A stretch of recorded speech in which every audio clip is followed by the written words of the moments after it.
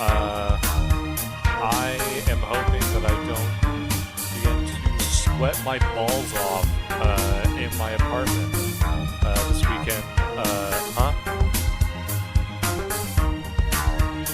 What?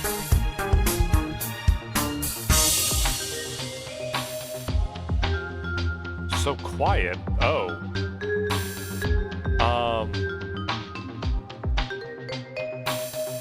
Do I have the settings the same?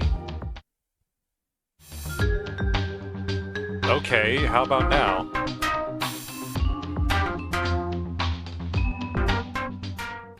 The weird thing is that I didn't change any of the... Hold on, can I... Alright. Talking really loud! Okay. Is that better? What if I just fucking max this shit out? Only a bit. Maybe the music was just loud. Oh fuck, how loud was the music? I haven't changed the thing for it. What happens if I just max my shit out? Okay, talking kind of quietly, talking normally, talking a little louder than normally, really loud, really obnoxiously fucking loud. That sounds decent on my end? How does it sound for y'all?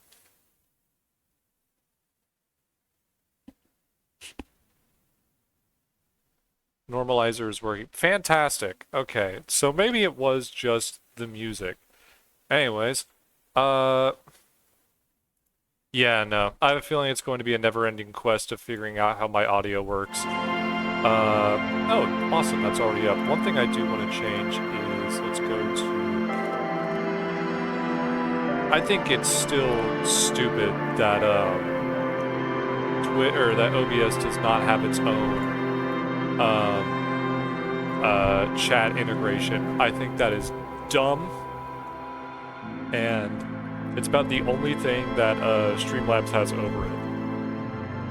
Let's move that up a bit, and I would like to change the let's make it bold. And you know what? Let's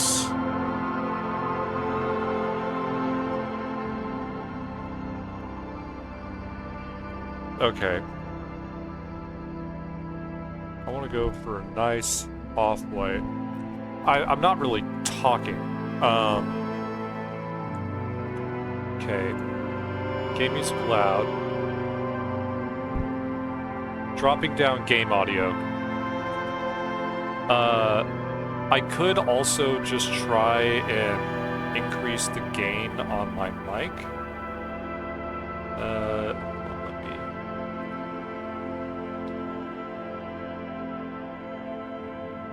Stream Manager. Stream Manager is up. Your mic sounds like it's peaking.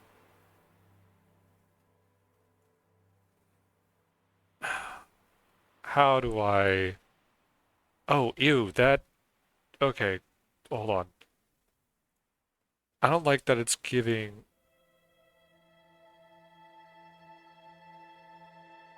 Is that not the font color? Why is that only the background? What the fuck?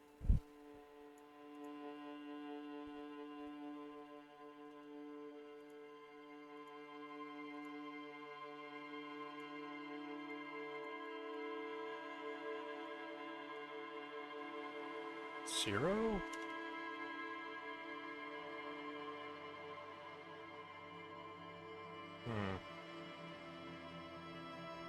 Let me look at the,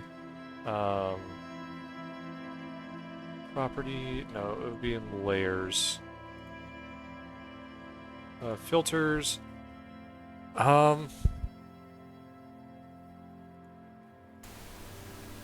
Okay, I have no idea how this changes it, but I've turned off both the noise gate and noise suppression. So now it is just the compressor. listening to myself talk. Very noisy now. Okay. Oh, shit. Yeah, I can hear the noise. This is noise suppression off. Better, worse, indifferent?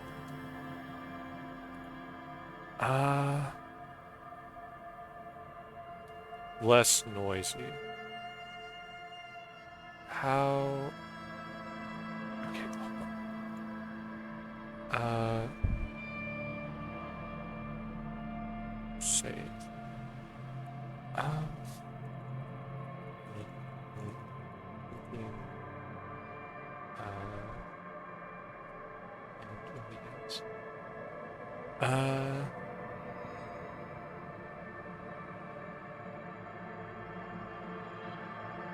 Reduce your microphone's raw input gain on your audio interface.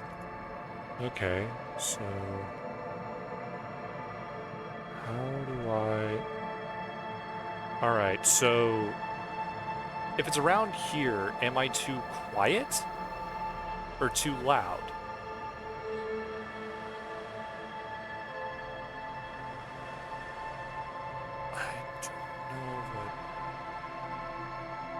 What are we thinking? I'm just gonna keep talking. Do I have levels meters in OBS under the audio mixer? I can see the levels and where they are, and I'm trying to make it to where my like it's got, you know, like the bouncing bar one that I'm talking about. I can just show why did I do all that?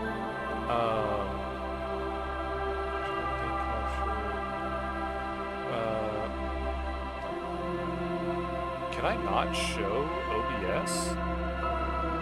Do I have to do a whole... This is still...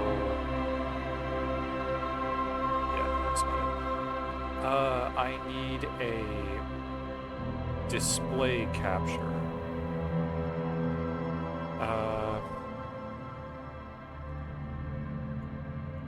Okay, and...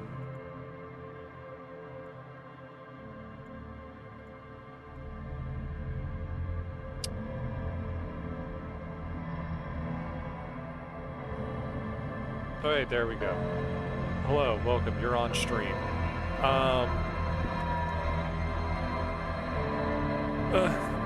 So, I don't know. Well, that's the audio stuff right here. I'm trying to make it to where, or I guess I could just lower that on.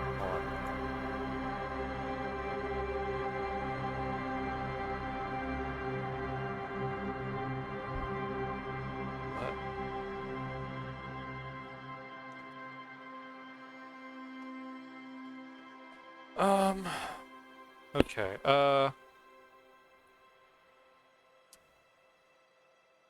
I'm having the playback in my ear, and it sounds okay to me, but I'm also hearing my own voice as I'm saying it, so it's weird. Okay. Yeah. My audio knowledge is severely lacking. I used to be, I remember whenever I started streaming, I could barely be heard. And it's probably because I was upping the wrong settings. I can lower it down even further. And then I can, if I understand things correctly, that level under mic should be up more. What do you mean? When you talk, you want it to just tip into the red. Okay. So that's kind of what I wanted. So, yeah, it's, like, pretty much getting in there, but it's not really touching it unless I go, ha! Not even if I do that. More? Okay. That's a little bit more. I'm tickling the... More, okay. Taking it to -4.1. How is this? Until it peaks. I'm just gonna talk normally, then back off a little. Is this peaking? It kind of sounds like I am, I think? I don't know. No, I'm not peaking. Okay, well, increase my gain, perhaps? It will turn bright red when it peaks. Uh, output gain, possibly? Wow, yeah, that is... Okay, there we go. And then we back down from there. Talking really loudly. Is the talking really loudly just exceedingly annoying? Because that will happen. I know who I am. Alright, so if I take it to 4... No. Okay, so I'm at 4. I'm kind of pretty much in red consistently. Funny, even. Okay, so there naturally is that part of me that wonders, what will it sound like if I turn the output gain to its maximum value?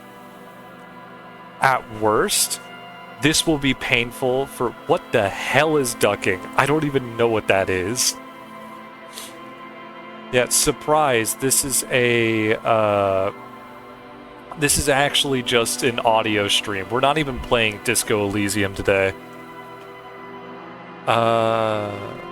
Desktop audio, bottom screen chat, game audio.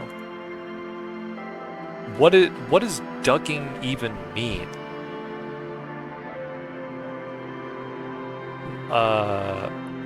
Does it mean that it'll try to automatically balance it compared to the game audio? Unsure. Also, mic is peaking consistently.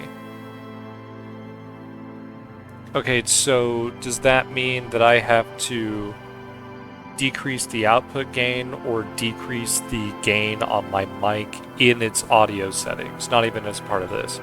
Lower a smidge. Lowering a smidge. Should I lower by... Oh, wow. Lowering by another... Lowering by more... Lowering by more smidges. I am... Fuck. Okay. Is that bet? Fuck. Adventures in... Damn it. Okay. Damn it.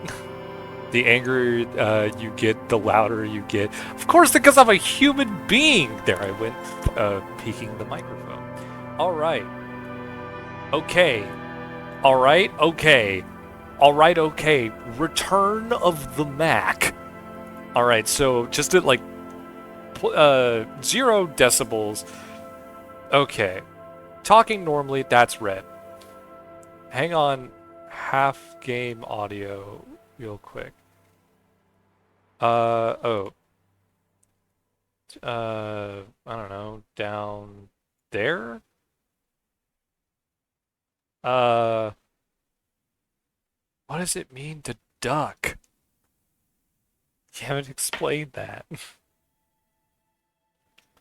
Oh, of course the game no longer... No, it's kicking back up again. This is exhilarating. This is what the people come for. When they heard Disco Elysium, everybody knows that that actually is code for audio troubles. Hold on. I'm gonna look it up. What is ducking audio?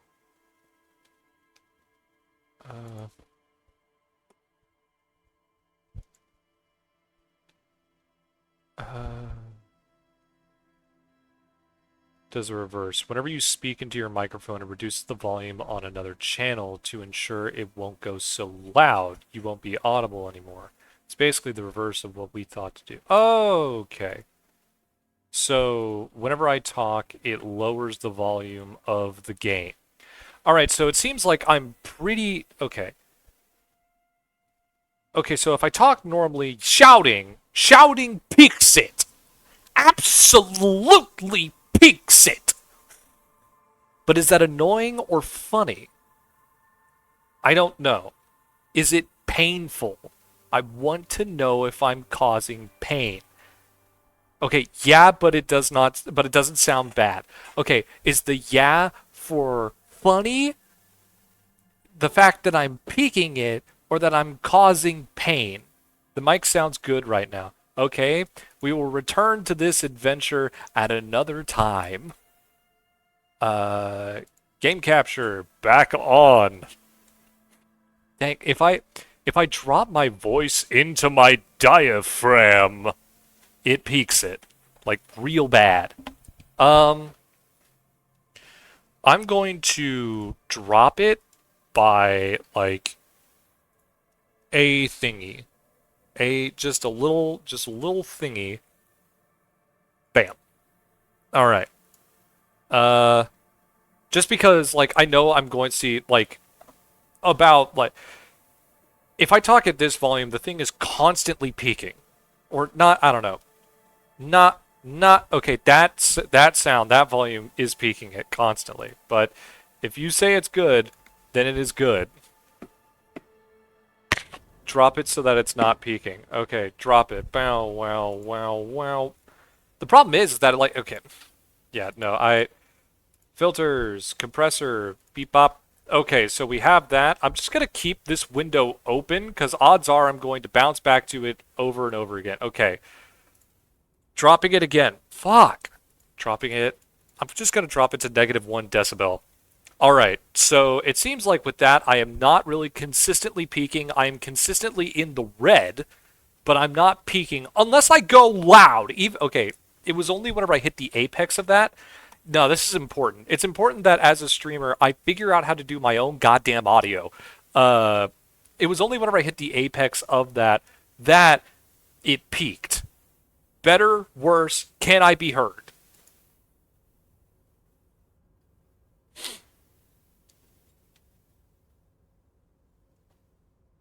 Oh, delicious lime water. Heard. Excellent. Okay, so the last thing that we were doing is that we talked to Evrart. Oh, money. Shit.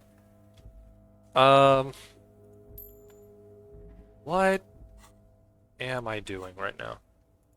Right, but I can't do that until tomorrow. There's bathtub.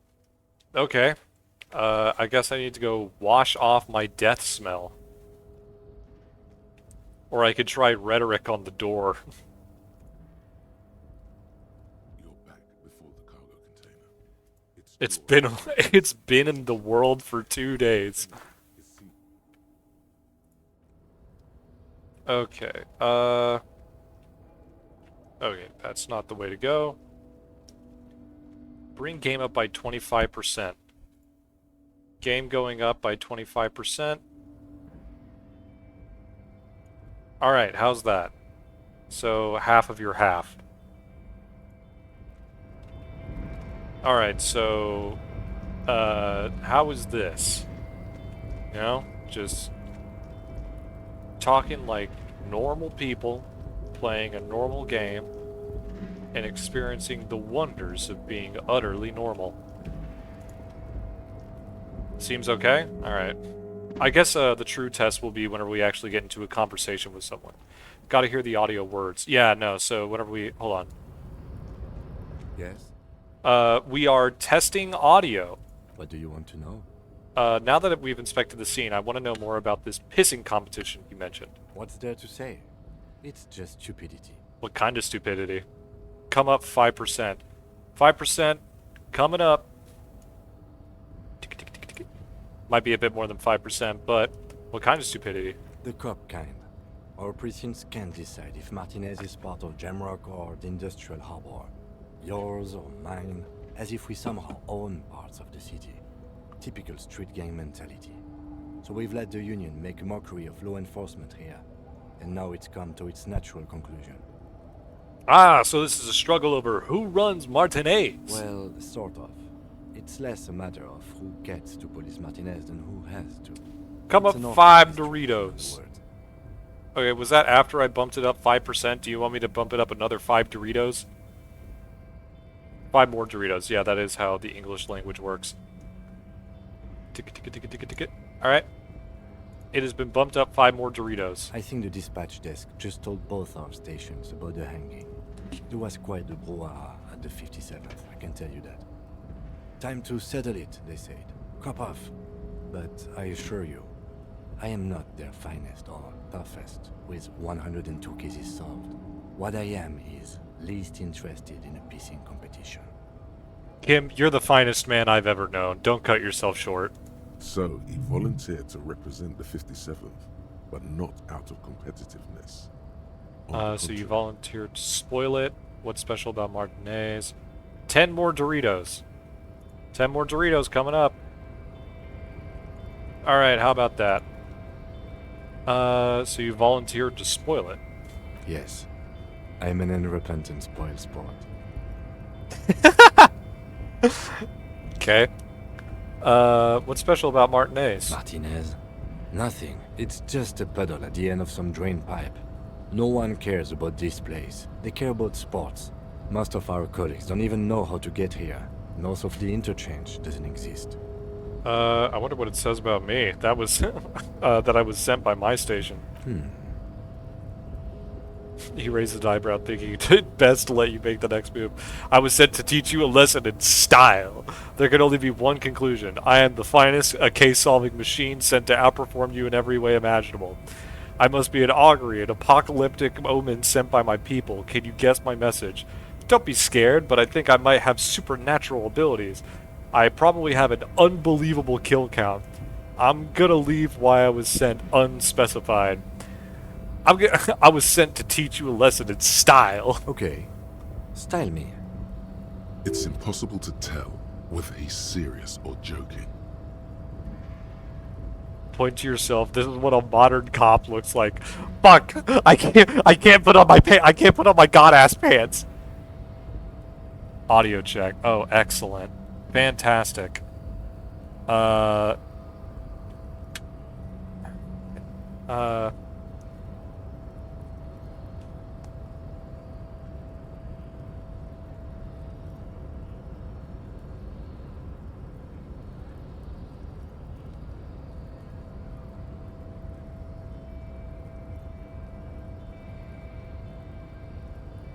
Okay, that sounds pretty good. That sounds alright to me. Loosen your shoulders. You should ease up a bit. You need more looseness. I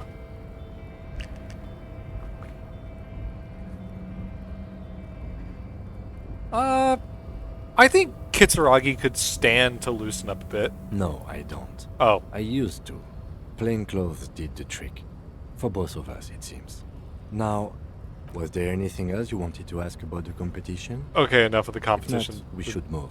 Tell me something else. Yes, it's a wholly pointless matter. Forget I ever mentioned it. He's actually glad it's addressed now. Why did the 41st send me? Because Fuck. you're the best qualified. No, that doesn't seem right. Dumb brain, I'm good for nothing. You look dumb. Oh, if you God damn keep it. the lieutenant waiting for too long. Sorry, cop. Roy mentioned suicide. 7 more Doritos. God. I'm giving it all she's got, Captain. Alright.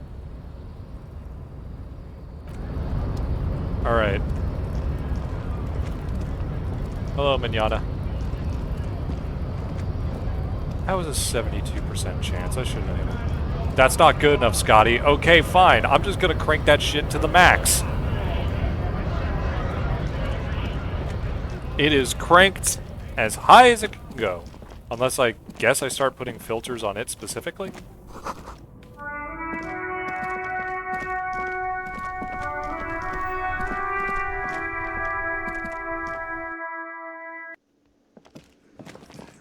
Alright. Oh, alright, yeah, that's just a loading zone. I should probably tell the lieutenant. No, more I didn't mean any more past the 7 Doritos. In fact, 2 less Doritos than the 7 Dorito increase. Okay.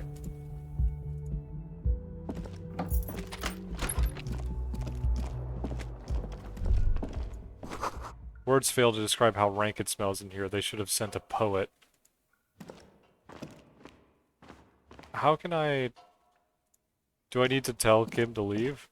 Yes? No. Oh, whoops. About 20 crumbs. Okay. Guy from Emperor's New Groove doing the perfect pose meme. You gotta hit me with the Pacha reference now, after I just changed. Okay, hold on.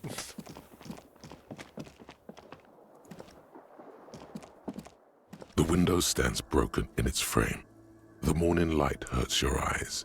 It's hazy, but you see the ocean and some Ignore the buildings. crumbs. Motherfucker.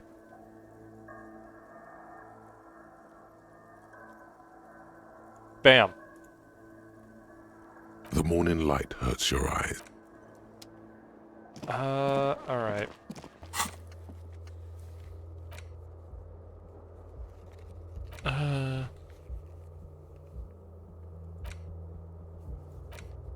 Find working class husband, right? Find your heraldic bird. Go read up on cockatoos in the bookstore. In the union booth. Find out what they know. Right, okay. So...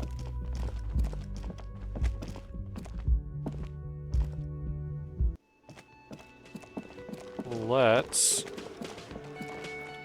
quick save. Talk to her. I've got nothing to say to you. Why are you wasting your time? Are you Lizzie Elizabeth, Miss Buford?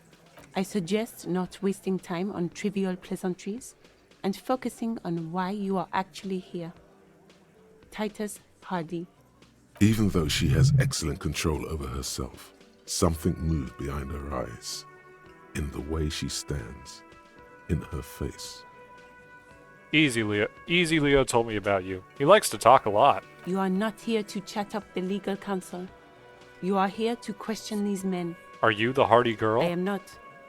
You could be Liz. You could be anything. You could even be a model.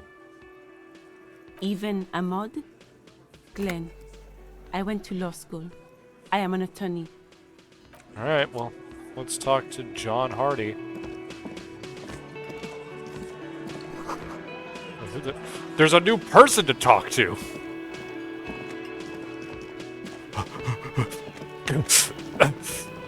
Where am I? A thin man is smoking below an exhaust hood, occasionally sipping from his mug. This must be the Whirling's cook. Hello. As you step in, he nods toward the table and says something in a completely foreign language. The only words you can make out are Garancy and Kubek. Okay, it's definitely not his name. Whatever you do, please don't call him Garancy Kubek. Please. It's not funny. Ah, Garasi! I have some questions for you. Mr. Kubek, I'm here on official police business. Hello, sir. Got time for a few questions? The man puts his cup down and replies something, his left hand drawing arcs in the air. Do you know what's behind that door? Point to the blue door. He looks up at you, then looks away quickly, shrugging and muttering something to himself. Okay. Shrugging is an international sign for, no, I don't know what's behind that door. You've got some impressive pots there. He smiles and bangs his ladle against each of his pots in turn. Nice. It's almost like music, especially with the sounds of assorted dishes boiling and simmering on the stove. I don't think I need anything else. Stay masculine. Anything that I can... No. Alright, let's talk to this guy again. What's out there?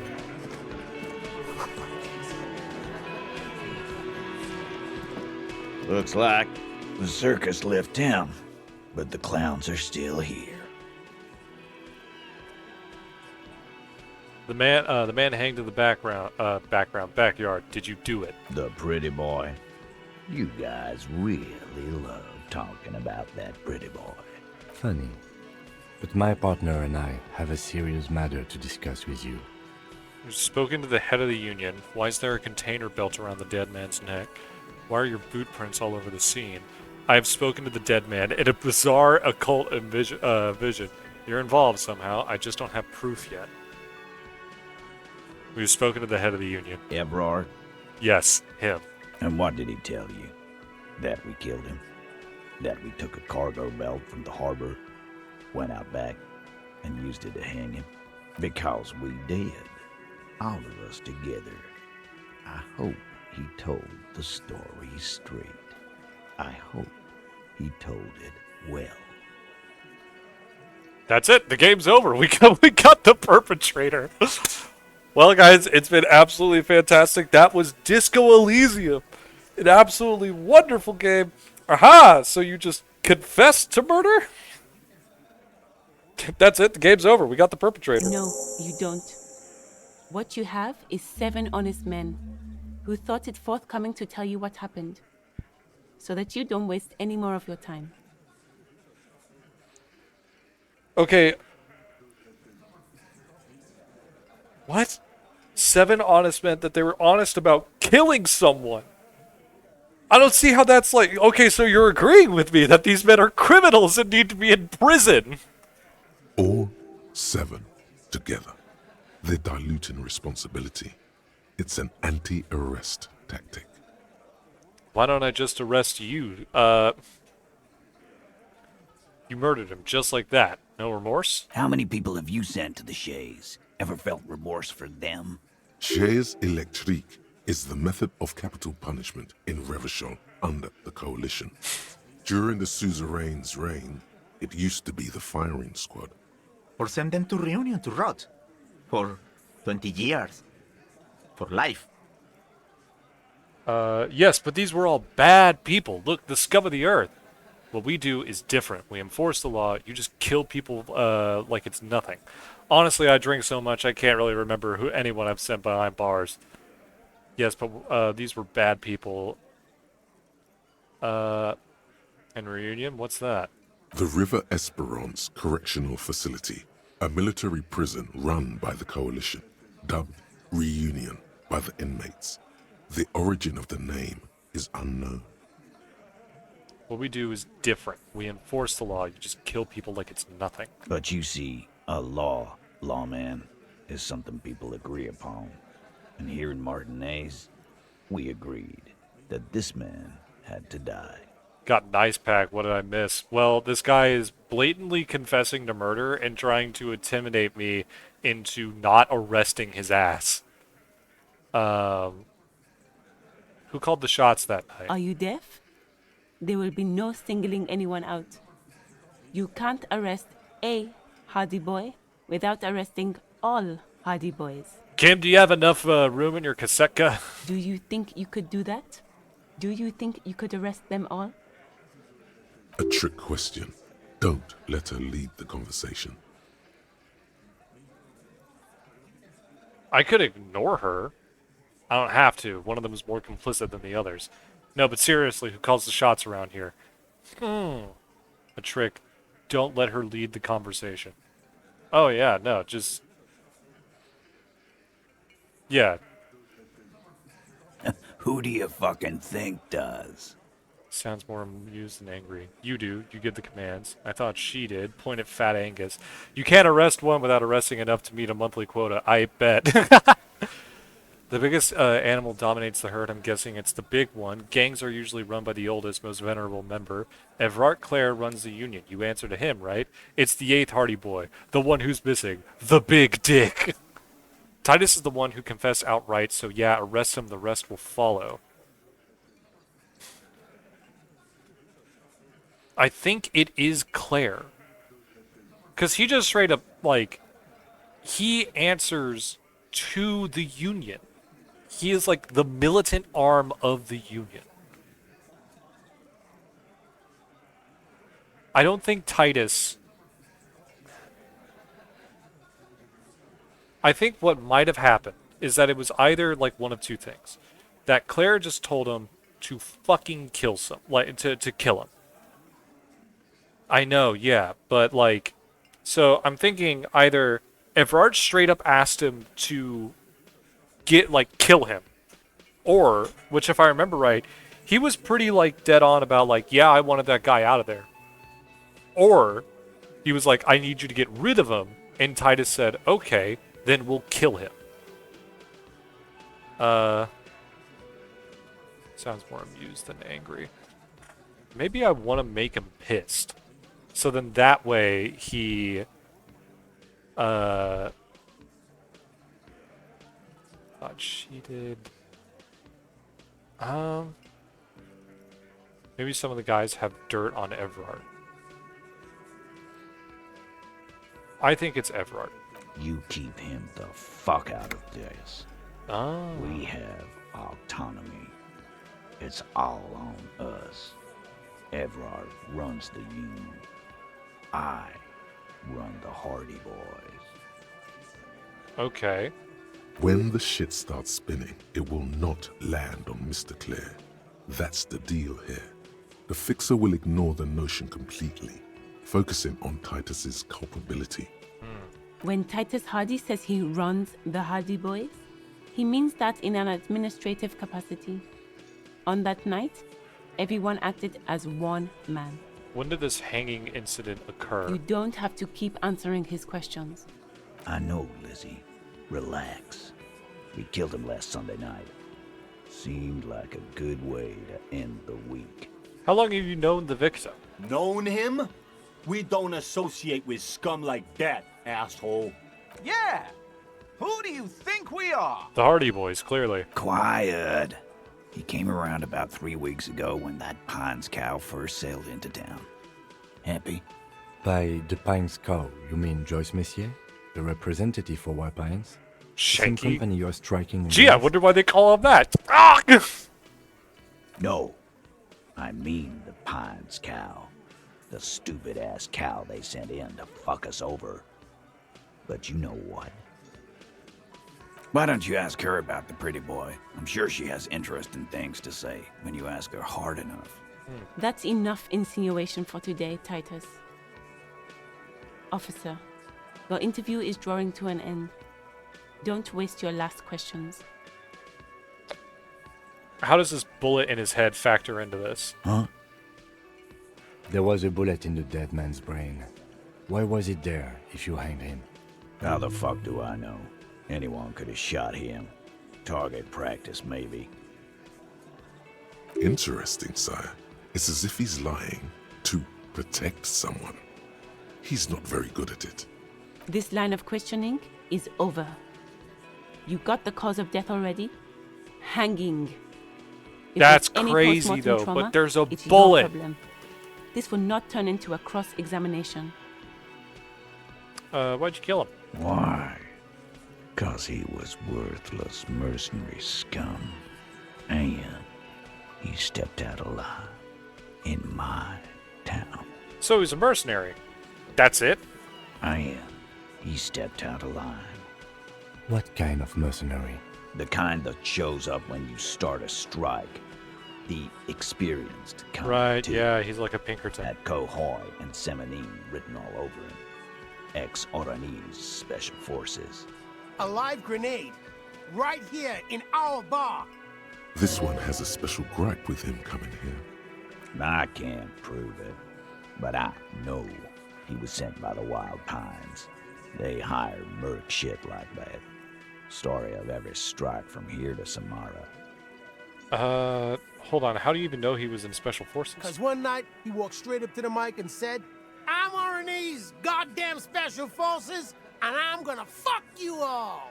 Really? Yeah, really. Had a gin and tonic up there, sang some RNE's paratrooper song, and said he's gonna fuck everyone. We couldn't believe it either, but he fucking did, right there. Like, Sire, the tale is true. This is a serious violation of the karaoke code. The karaoke code. Right, but what did he actually do wrong? Okay, besides the crimes against karaoke, what did he actually do wrong? Wrong? He harassed women, raped one, harassed workers, threatened to kill some as a warning. Okay, this guy sucks. From rape to harassment to threats of violence. Why the strange de-escalation? That is interesting. He regrets mentioning it. Hopes you didn't notice. To kill us all, if we don't open the gates, if we don't let the scabs in, if we don't bend over. That was before he started coming here. Yeah, he said it was his favorite joint now. Started coming here every night. Drinking, grabbing girls. Grabbed one of ours mid-karaoke, right there on the stage. Okay. He grabbed someone? Yeah, this girl's on the mic. A beautiful girl, young. Gets into the second verse of Lover Lake. The fucker grabs her legs, starts screaming.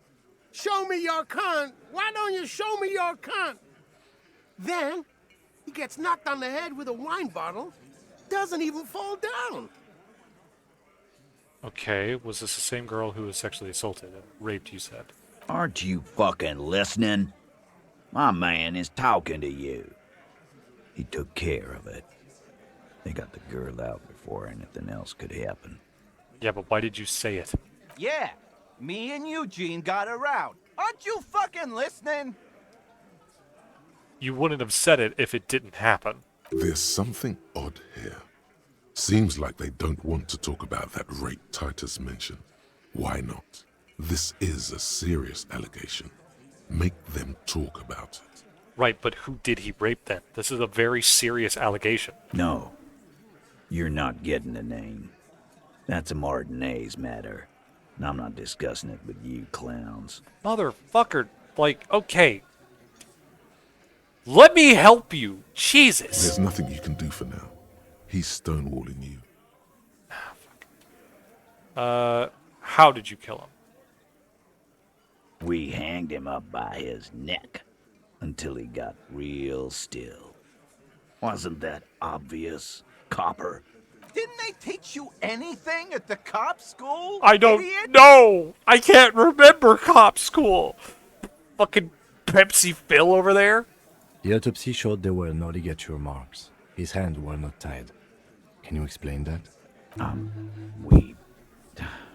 Look, I'm not gonna play 20 questions with you, capo. Just I'll say screaming it again. accomplice to that, I guess. We killed him. Well, the thing is that they're all confessing to the murder. Well, I mean, like, you saw it earlier. They're all confessing to the murder, but that means that, like, I can't arrest a single one. Like, I can't pin the one who killed them. Yeah, precisely. Yeah, I knocked him out. Came up behind him and clubbed him in the back of the head. He went down like a sack of sand. That's right, lawman. And then we hanged the fuck. Make them a bit more uncomfortable first. Then see if it all adds up. Strange answer to the tied hands. Titus is protecting someone. Mr. Tats, what'd you use to knock the victim out? My fucking elbow, Copper. Samurai boxing style.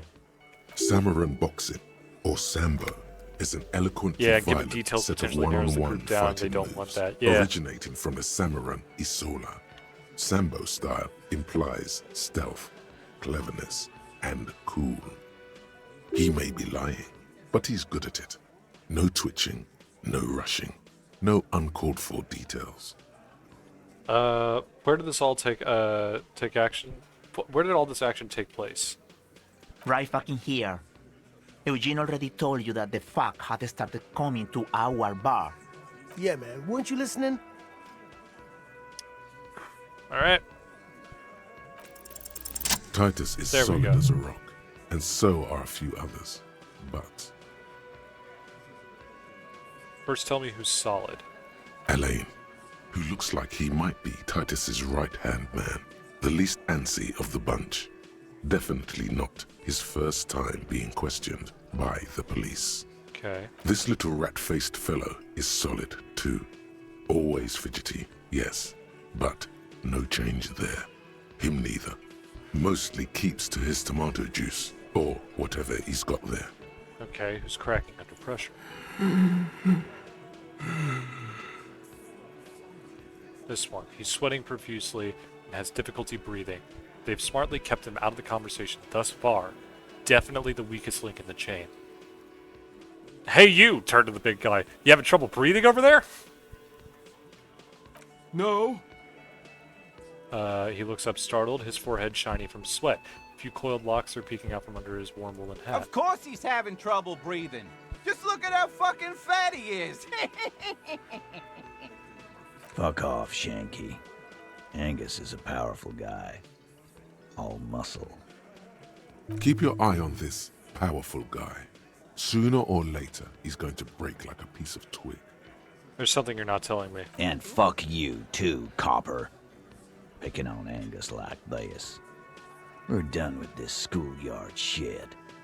And just so you know, he doesn't have trouble breathing. Then why is he breathing so much and tapping his finger against the table while everyone else is cool and calm and collected? He's hiding something. His all-muscle comment wasn't sarcastic. He's genuinely trying to look out for Angus. That's sweet of you, Titus, but you are also a confessed murderer. This one is a stone wall. You won't get more out of them about the night of the murder. Not yet. Right, I have other questions about the lynching. Like what, Copper? Why don't I just arrest you? Step closer to Titus. This will result in my ass getting beat. Yeah, lawman. Why don't you? It's almost an anthropological sight, watching him try to assert dominance over you. Not in the arresting mood? By your side, the lieutenant keeps his hand away from his holster. You hear the nylon of his coat hiss as he steps closer. Easy. Walk back from the provocation. They're armed, and they outnumber us. The lieutenant tries to establish eye contact with you. Alright. I listen to the Wise lieutenant. move. You made the right choice there. Now make another one and get the fuck out of our booth. We're not gonna do this again. So what are we going to do now? Nothing. Your investigation here is done. Leave Martinez, go back to your stations where you belong. I think we're going to stick around, thanks. Some things don't add up here, Titus. I've done this job for long enough to know that people don't just confess to first-degree murder, even if it is a group responsibility. We're going to look into this. Kid with the win! Do you have yellow gloves? Don't think so. I think we might have to try and, get this guy alone. Good luck with that. You've heard everything a rent-a-cop is gonna hear from us. Real law officials. You're lucky you didn't get a beating. I don't see a white rectangle on you, asshole! Rent-a-cop. So that's what this is about. He doesn't see you as his equal. Authority, godly. Established authority. Week when you first met, discussed 8th Hardy.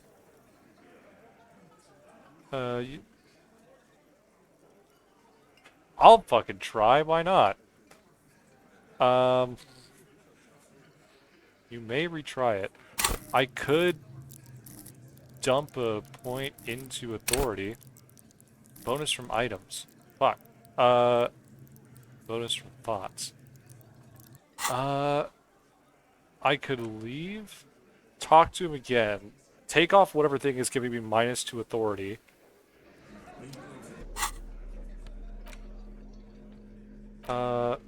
Okay. Filthy boho, probably a narcomaniac.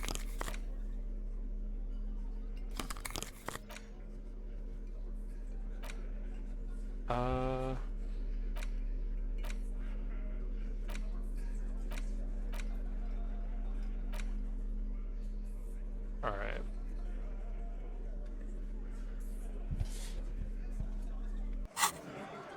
Looks like the circus left town, but the clowns are still here. Okay. Still 3%. Do I put my level up point in authority? I can try, and then I can retry. Establish authority. Yes. Authority. Feverish thoughts race through your mind. Cam, I need your gun.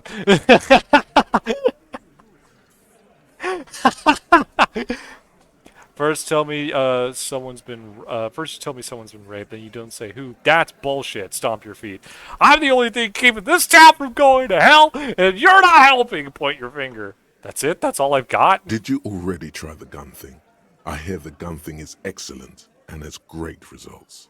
You're probably right. The others are only there for filler, to make the gun thing pop.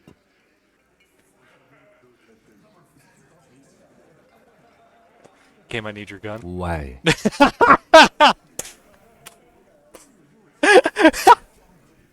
This is not what he thinks it is. This is a great idea. I'm afraid it's not what you think it is either. Oh God. What? Who? Me? What is it? Everyone, calm down. This is only a demonstration. Turn to Kim. Kim, the gun, please. What? Who? What is it? Yes, you. Stop talking out loud. You sound like you're unraveling. What in the name of fuck are you doing? But I don't want to give you my gun, not after the last time. The fuck is happening, Titus? What are they whispering about? Easy, Shanks. I want to see where this is going. I'm not scared anymore. I know what I have to do. Trust me, Kim. I am merely flesh. There is no other way. I know what I'm doing. It's not my first day on the police job. I don't think I can get a secondhand embarrassment. I did think I could get secondhand embarrassment from Kim. I want to turn back. There is no back. Detective, we don't have to demonstrate anything. Let's just get back to the questions. There's no other way. Silence. He tilts his head to the side, inspecting you. A brief moment passes. Then, Be careful, it's loaded. good. Now put it in your mouth. What? What? But I want to point it at them. So behold. I want to point it at them. Quit your whining. Everyone knows how to do that. You're a special man. You're going to point it at yourself. Go ahead. Show them.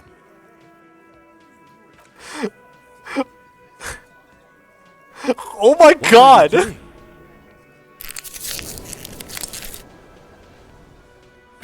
Fellas, you getting any of this? There are thoughts. These are my thoughts. This is my head. You will never forget what happens in 5 seconds if you don't respect me. You better get to fucking respecting me in 5, 4, 3. I'm not fucking this cape up. Finger on the trigger. You will respect me. I want to step off the car. I'm going to kill myself now, you fucking whore. Oh my God. Mr. Bones, please.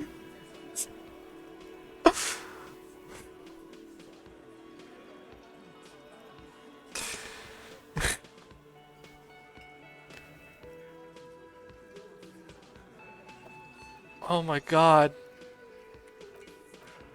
The last time that... Ah, fuck, it was before this whole... Okay, I'm giving the gun back to the Lieutenant. Thank you. Nothing to worry about here, people.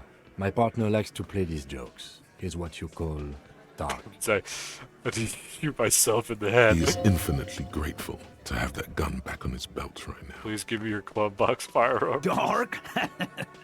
What the fuck was that, you carnies? We haven't seen RCM in 4 years, and this shows up? I knew he wasn't gonna do it, though. I knew he'd pussy out. No. I still have my money on him. Sooner or later, he has that look. Come on, guys. You don't have to be mean. The fucking whore left me, I know it. Yes, let's go back to normal. Let's pretend this never happened. Do not think your failed suicide attempt will win you any pity from these men. Do not expect them to forget it soon either. Again, it was a dark joke. Maybe we should go for a little walk, Joker, before we continue. jogging around seems to have a positive effect on you. You still haven't explained the bullet I found in the hangman's head. You still on about that bullet? Yeah, you know, A like the bullet I really in a put in mine. hangman's head. You're right, Copper. That is mighty curious. Indeed, mighty. How did it get there? Well, there are so many bullets in the world, and so many heads. Yes, but we're asking about this specific bullet and that specific head. I guess it's only logical. At some point, one of them bullets had to end up in one of them heads. It's bound to happen again, you know? Just statistically speaking, of course. Mm-hmm. Sire, it would be an event most dramatic if you were to produce the bullet and dangle it before their very eyes. I'm going to ask you again. Why was this show them the bullet in the victim's head? Wow! He's got it in a real evidence bag and all!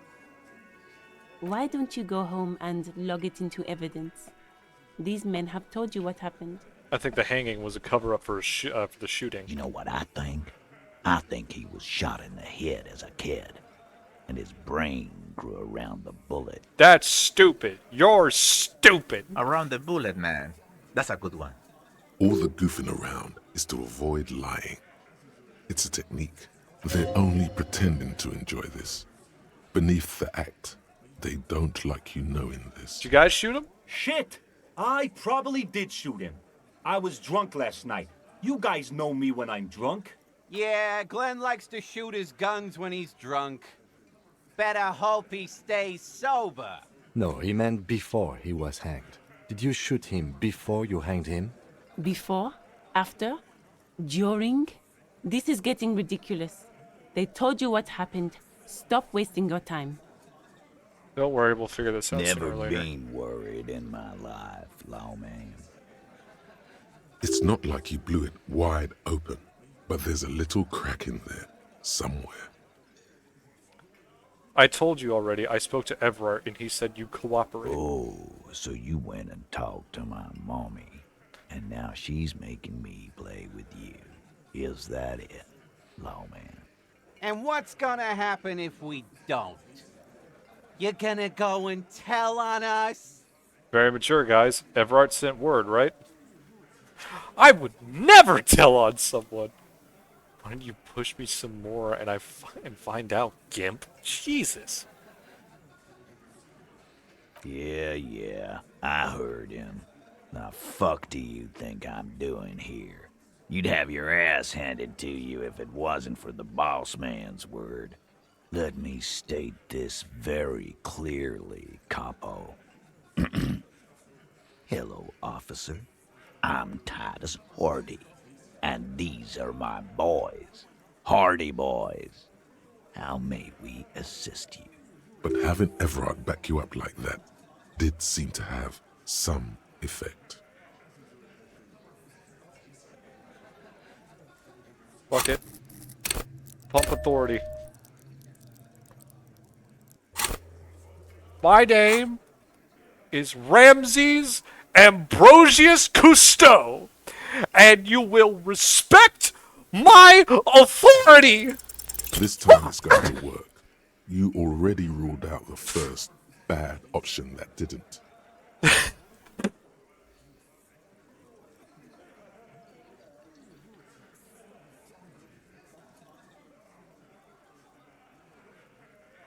I'm not gonna do the gun again. And what exactly is it you've been doing that's so goddamn special? Shitting yourself in front of us. Going around, harassing kids on the street. Kids who've done nothing wrong. Kudo does drugs! All the while talking racist shit. Don't think we aren't watching, fascia. People here trust us. We're getting complaints. What? Fascia. That's short for fascist. I don't even have a gun! I haven't said anything racist. Of course you have. You've been calling people kipped left and right, inciting race violence in my town.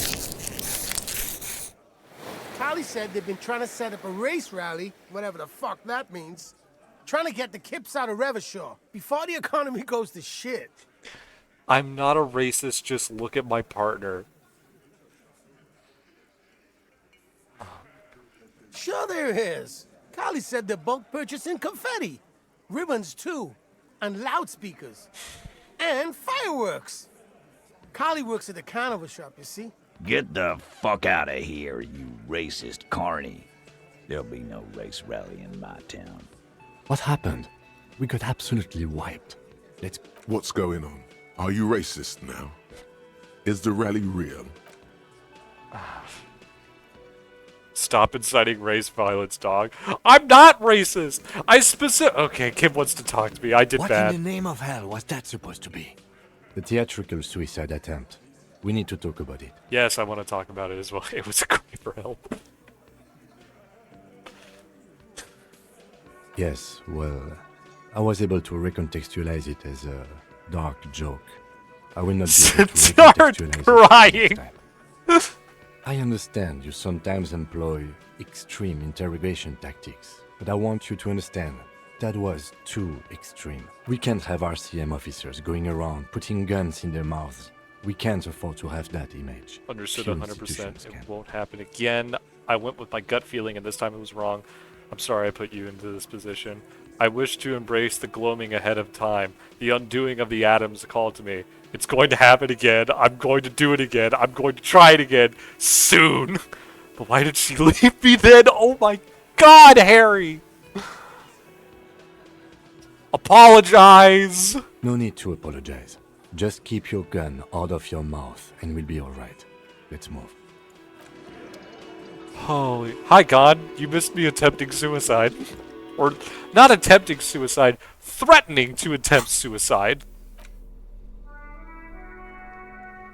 Alright. What are other cop things I can do?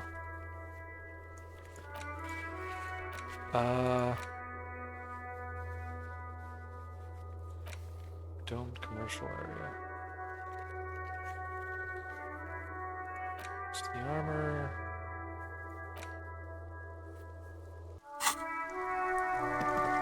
Potential aura farming. What's even more messed up is because I failed a authority This check and I was post-mortem locked mail into it. collection box has been heavily vandalized with graffito. A closer inspection reveals 2 bullet holes in the front. A faint sticker on the side reads, RCM Emergencies Desk number 8102, with a slogan, Mankind, be vigilant. What white envelope do I have? Good mail delivery box.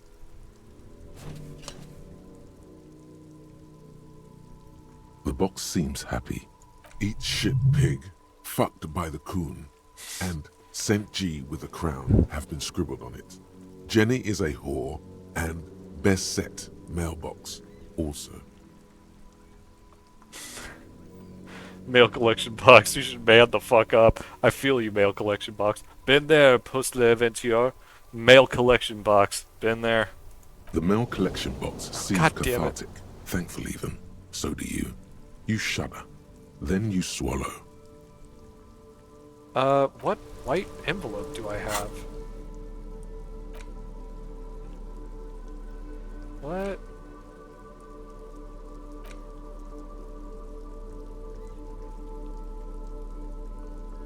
Right.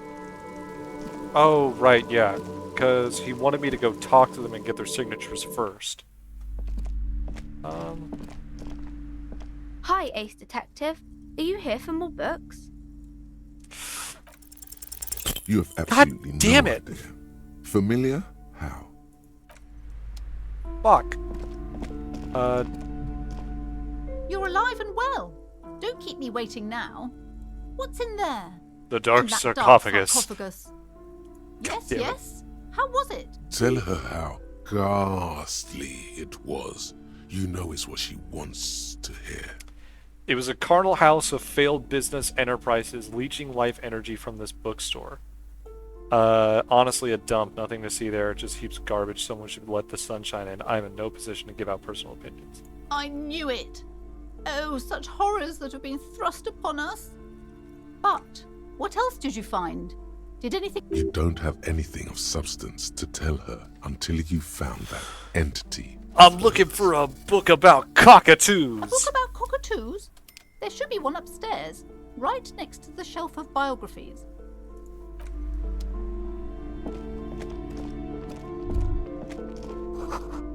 Looks like Guillaume Le Million, that hair poster. Shelves filled to the brim with crime novels. Shelves full of biographies of fame. Let's see. This bookstore is not strictly about crime, romance, and biographies of fame. Oh.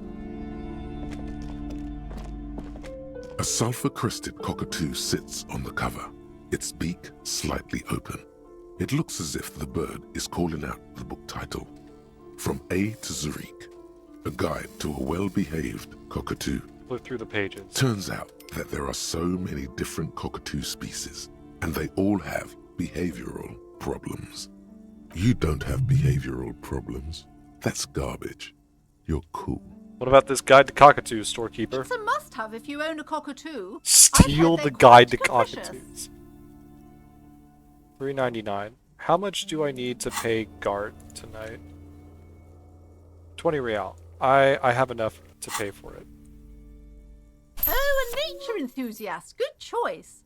I knew it was a good idea to keep that around. Alright.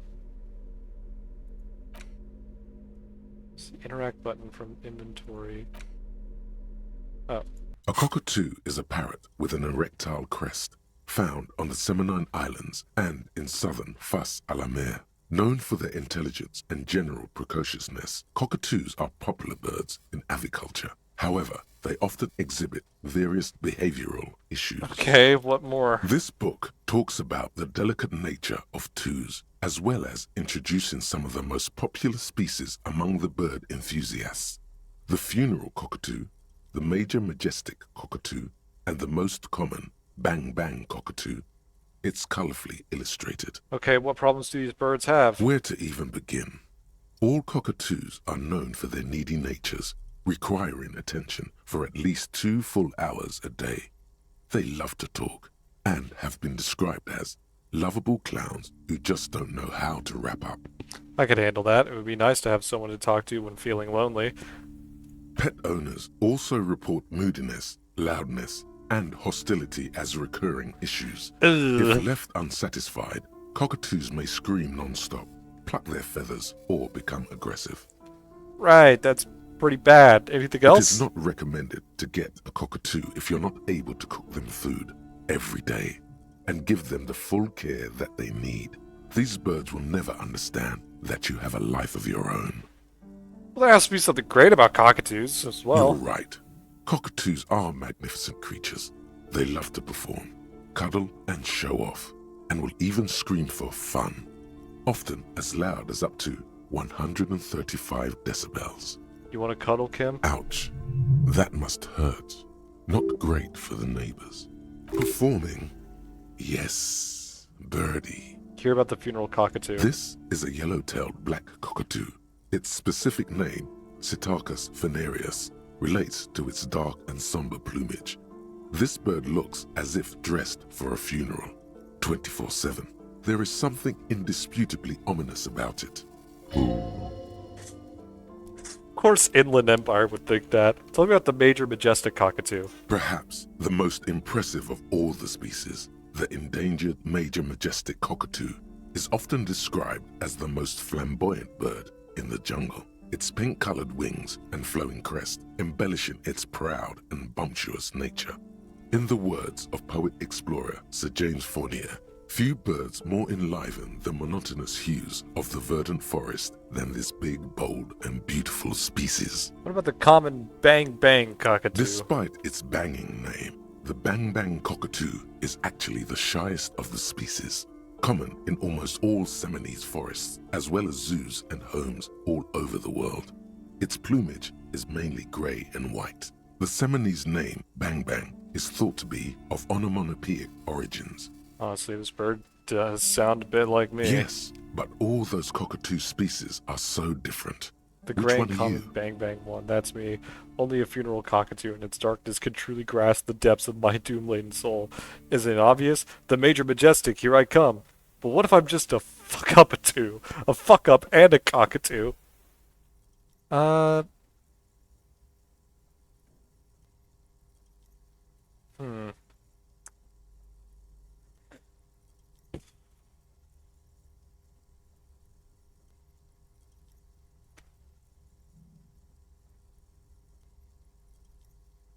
I'm a Major Majestic.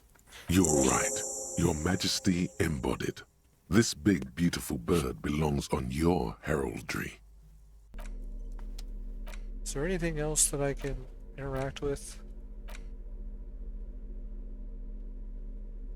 The note is written with a blue pencil on a piece of lined office paper. The kitchen mag. What about the... An intricate web of blue. It still kind of looks like a map of the stars in the night for you to discover. You've got someone close to the victim, someone who knows about history could tell you. Okay. What about this? The front of this quarterly journal features a large satirical portrait of the late King Friesel. From the sides of his head, a pair of white antlers spread to the corners of the cover. Why antlers? Because white antlers are one of the symbols of communism. They represent a society in accord with the natural world and at the same time above it. Why Fristle? Because Friesel was incompetent, foolish, and cruel. In short, the embodiment of everything the communards wished to overthrow. It's satire, you see. Flip through the pages, see what catches To my your eye. disappointment, there aren't any full-color pictures to direct your attention. Just column after column of closely set text, interrupted occasionally by little doodles in black and white. After rifling the pages with your thumb several times, you return to the table of contents. The magazine is divided into several sections: international developments, Kunst und Kultur, and local concerns. Just inside the cover, there's also an editor's note. Read the editor's note. Comrade, as you know, this journal takes its name from Mazov's immortal expression, Du cristal à la fumée. This was his way of describing the way the rigid, crystalline structures of capitalist ideology turn to smoke under communism. Hell yeah. But, like the structures of capitalist ideology, we too are at risk of going à la fumée. Unlike many publications which are content to spoon-feed their readers reassuring drivel, La Fumée is committed to telling the radical truth, even when that truth may drive away potential subscribers. Only 4 issues in, and it sounds like they've already alienated their readership. So please, if you value our radical Mazovian perspective on contemporary politics, culture, and international affairs, please consider subscribing today. Yours in struggle, the editors. Play cool, pretend everything's in order. You flip back to the front of the magazine. Want to The catch table up of contents on unfolds international before you. developments. This section includes a long, tedious critique of the latest round of free trade negotiations between the EPIS nations and the Free State of Semenine. You also skip over an article about heavy fuel oil smuggling along the Messina border, something about bear wrestling in Samara, book riots in Yugograd. Face it, you really aren't interested in foreign affairs. You're not even sure where most of these countries are. You flip back to the front of the magazine. The what table about of Kunst und contents. Kultur? It takes a moment, but gradually it dawns on you that Kunst und Kultur must mean arts and culture. Why they decided to title this one section in Volda is beyond you. It evokes a sense of recognition and fellowship among those privileged enough to understand. As you leaf through this section, you come across several reviews of recent radio plays, as well as a brief artist spotlight featuring a local artist identified only as CS. I don't know if we've met anybody. Well, The main feature, though, yeah. is a long essay titled Tip Top Tournée, a critical Mazovian perspective. The Tip Top Tournée is an inter-Isolari racing series, mostly known for its high speeds, ludicrous sponsorship deals, and high death toll. In Revachol, it's held quadrennially on the prestigious Zero Carousel racing circuit. Alright, let's read the profile of CS. This so-called artist spotlight is really just a brief Q&A, made all the briefer by the subject's evident hostility to her interviewer. That certainly sounds like a certain delinquent youth who likes to harass you from her balcony. Alright, let's see what these communists have to say about Tip Top. You think you're settling in for a relaxing recap of the most recent season, maybe sprinkled with some nice anecdotes about a few of the more colorful drivers.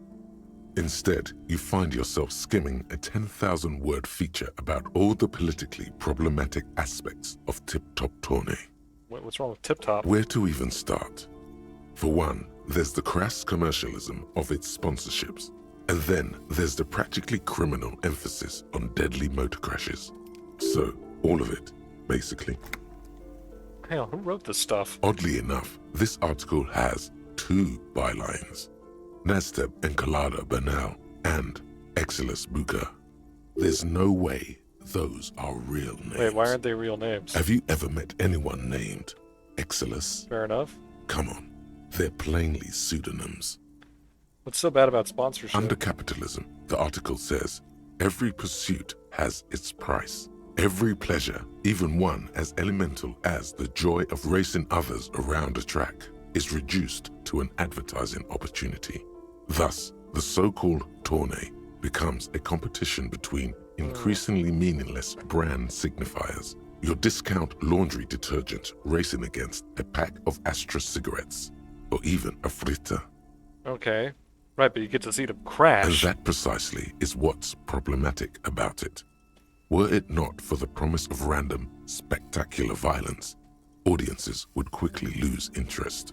At the end of the day, it's the destruction of these 750,000 real races that you're really watching for. I'm pretty sure I like it for the racing. Sure, you think that, but clearly has never watched subconsciously, NASCAR. It's the visions of brand names being engulfed in flames that you crave. It's the stilted language and overconfident tone. That's the real giveaway here. You're almost certainly reading a recycled university essay, one that could probably use some edits. I can't believe someone actually published this utter tripe. Shake your head. The magazine stares back at you defiantly. It's pretty sure you just don't get it. Kim, this article says that no one really watches Tip Top Tourney for the races. Oh, come on. Can this article read your mind? It's... No, I guess not. Well, there you have it. No reason to get hung up on the pretentious ramblings of a few young men. If I had to wager, I'd say they've never even seen the inside of a motor, much less a motor race. I take whatever they write with a large grain of salt. You flip back to the front of the magazine. All the right. table of contents unfolds before you. What about local concerns? Unsurprisingly, much of this section is taken up with articles declaring unqualified support for the dock workers' strike. Okay. You skim the headlines. Kim destroys the Paint internet the in 2 harbor red and sentences. white. Martinez tames the wild pines. A city in revolt. First, we take Martinez. Then we take La Delta. Finally, there's a brief article by the writer, G. Martin, accusing the owner of the Capeside Apartments of illegally attempting to evict certain communist tenants simply for not having paid their rent. If it weren't for the Wild Pines, all those moochers charging rent just to live somewhere is pretty outrageous. Wouldn't it be better for everyone if labor and capital could reach some reasonable accommodation? Why should I care? It is pretty The ridiculous. writer G. Martin remarks dryly that capitalists love wealth redistribution, so long as it's only redistributed upward. They do love that. It's true. The rentiers have been bleeding you dry. You really ought to find your own place one of these days. You flip back to the front of the magazine. That was interesting. The bullet is safely sealed away in a plastic bag bearing the RCM stamp. Kim has filled out the label on the bag with the item number, case number, and date and location the bullet was found. Beside his orderly handwriting, the bullet looks especially sad, like a tiny, shriveled head of cauliflower. What do I do with you, Bullet? What? I said, what do I do with you, Bullet? Well, if I was the bullet, which I'm not, I would say find the weapon that shot me. Good idea. If we find who owns it, we will have likely found who used it, possibly to kill our victim. In conclusion, the more we know about this bullet of yours, the better. Feel the bullet through the The bag. squashed bullet has some sharp edges where the Keeps getting the jacket hang of is this. split open. It feels cold, even through the bag. You wouldn't ordinarily have cause to handle jacketed bullets. The citizens' militia uses cast bullets only. Little pebbles of metal loaded from the muzzle, usually in a cartridge. Inspect the bullet closer. The jacket of the bullet is made of a yellowish metal. It has blossomed out to reveal a dark grey core. The base of the bullet is close to 5 millimeters in diameter.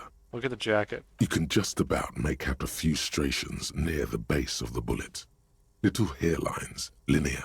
It feels standard. And the core? It's quite destroyed. Some of the fragments are still lodged in Ah, the wound. cool! Fake person, get the hell out of here.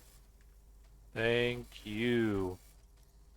What can you say about the bullet so far? It's a jacketed bullet close to 5 millimeters in depth. Wow, I actually know this! A jacketed bullet. Okay. It would have been shot from a military-grade breech-loading rifle, not from a muzzleloader like those typically found on the streets of Martinez. Highly unusual. The people of Revachol haven't carried breech-loading weapons like this for nearly half a century. Even the RCM uses ordinary unjacketed conical bullets. This is strange. Very strange. I like this, officer. Strange means unique. Unique means incriminating. We need to find the gun that shot it. Something tells you that won't be any time soon. This'll have to be one of those epic tasks that's open for a while. You can't What the remember fuck? what happened last week. What makes you think you're going to remember arcane firearm models? That was an 83% chance! Fucking... It's like trying to shoot something in Fallout. God. You take the legal documents out of the envelope, a 12 to 40 month construction period, and the zoning plan in the addendum. Look at the zoning The plan. youth center cuts into the ocean like the bow of some great modern ship. Apparently, it's going to cover most, if not all, of the street and the square between the existing houses. It's 3 stories tall. Alright. It's going to be awfully close to the already existing buildings, almost wall to wall, practically integrating them into the youth center. This is either an ominous or cool architectural choice. Hard to say. My money is on cool. Looks like a cubic pyrite. Kim, what do you think of this? I'm no property lawyer, but it looks fine. I like the print size. They're not selling or leasing anything. It's not a perfect solution, but... How else are you going to build something? It's always inconvenient to build things, and citizens inevitably have disagreements over such construction projects. But there's no other way. Find the loophole? Cool cubic pyrite. There doesn't Fuck seem to me, be man. anything What of the interest hell? here. No fine print. You're smart. God damn. Well. Okay.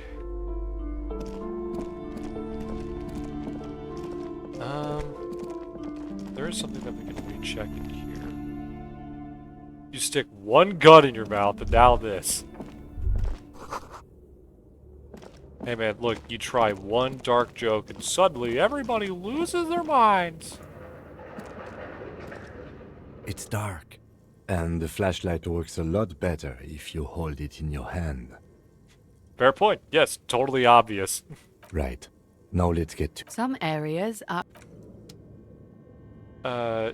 Yes, Kim, I know.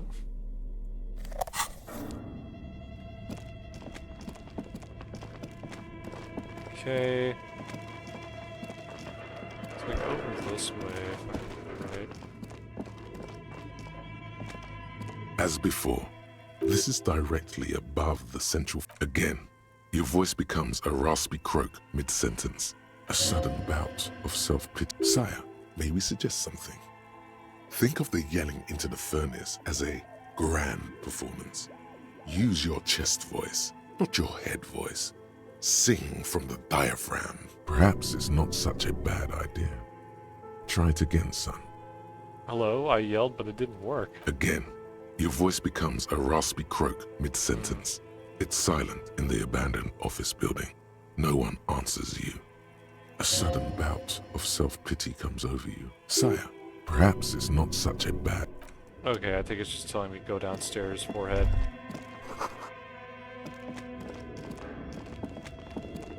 Alright, let's quickly remember how to even get downstairs. This is it, yeah. Oh. Ooh. $2 dues. Back to the place where I done went and killed myself. Dust. A thick layer of coal dust covers the furnace, coloring it pitch black. I'm gonna fail this, I can already tell. Something what the fuck? Breaks loose in you. A mighty bellow echoes throughout the chimney's depths.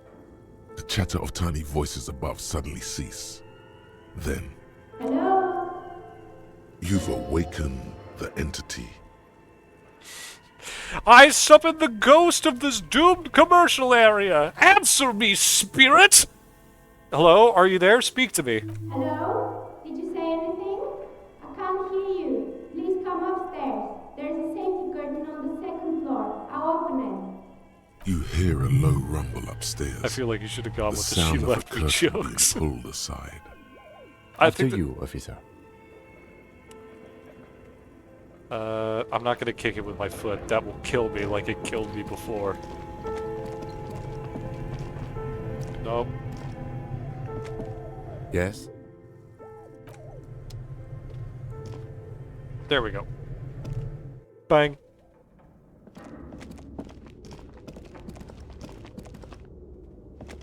Then we go up here.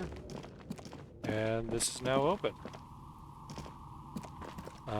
We don't need this anymore.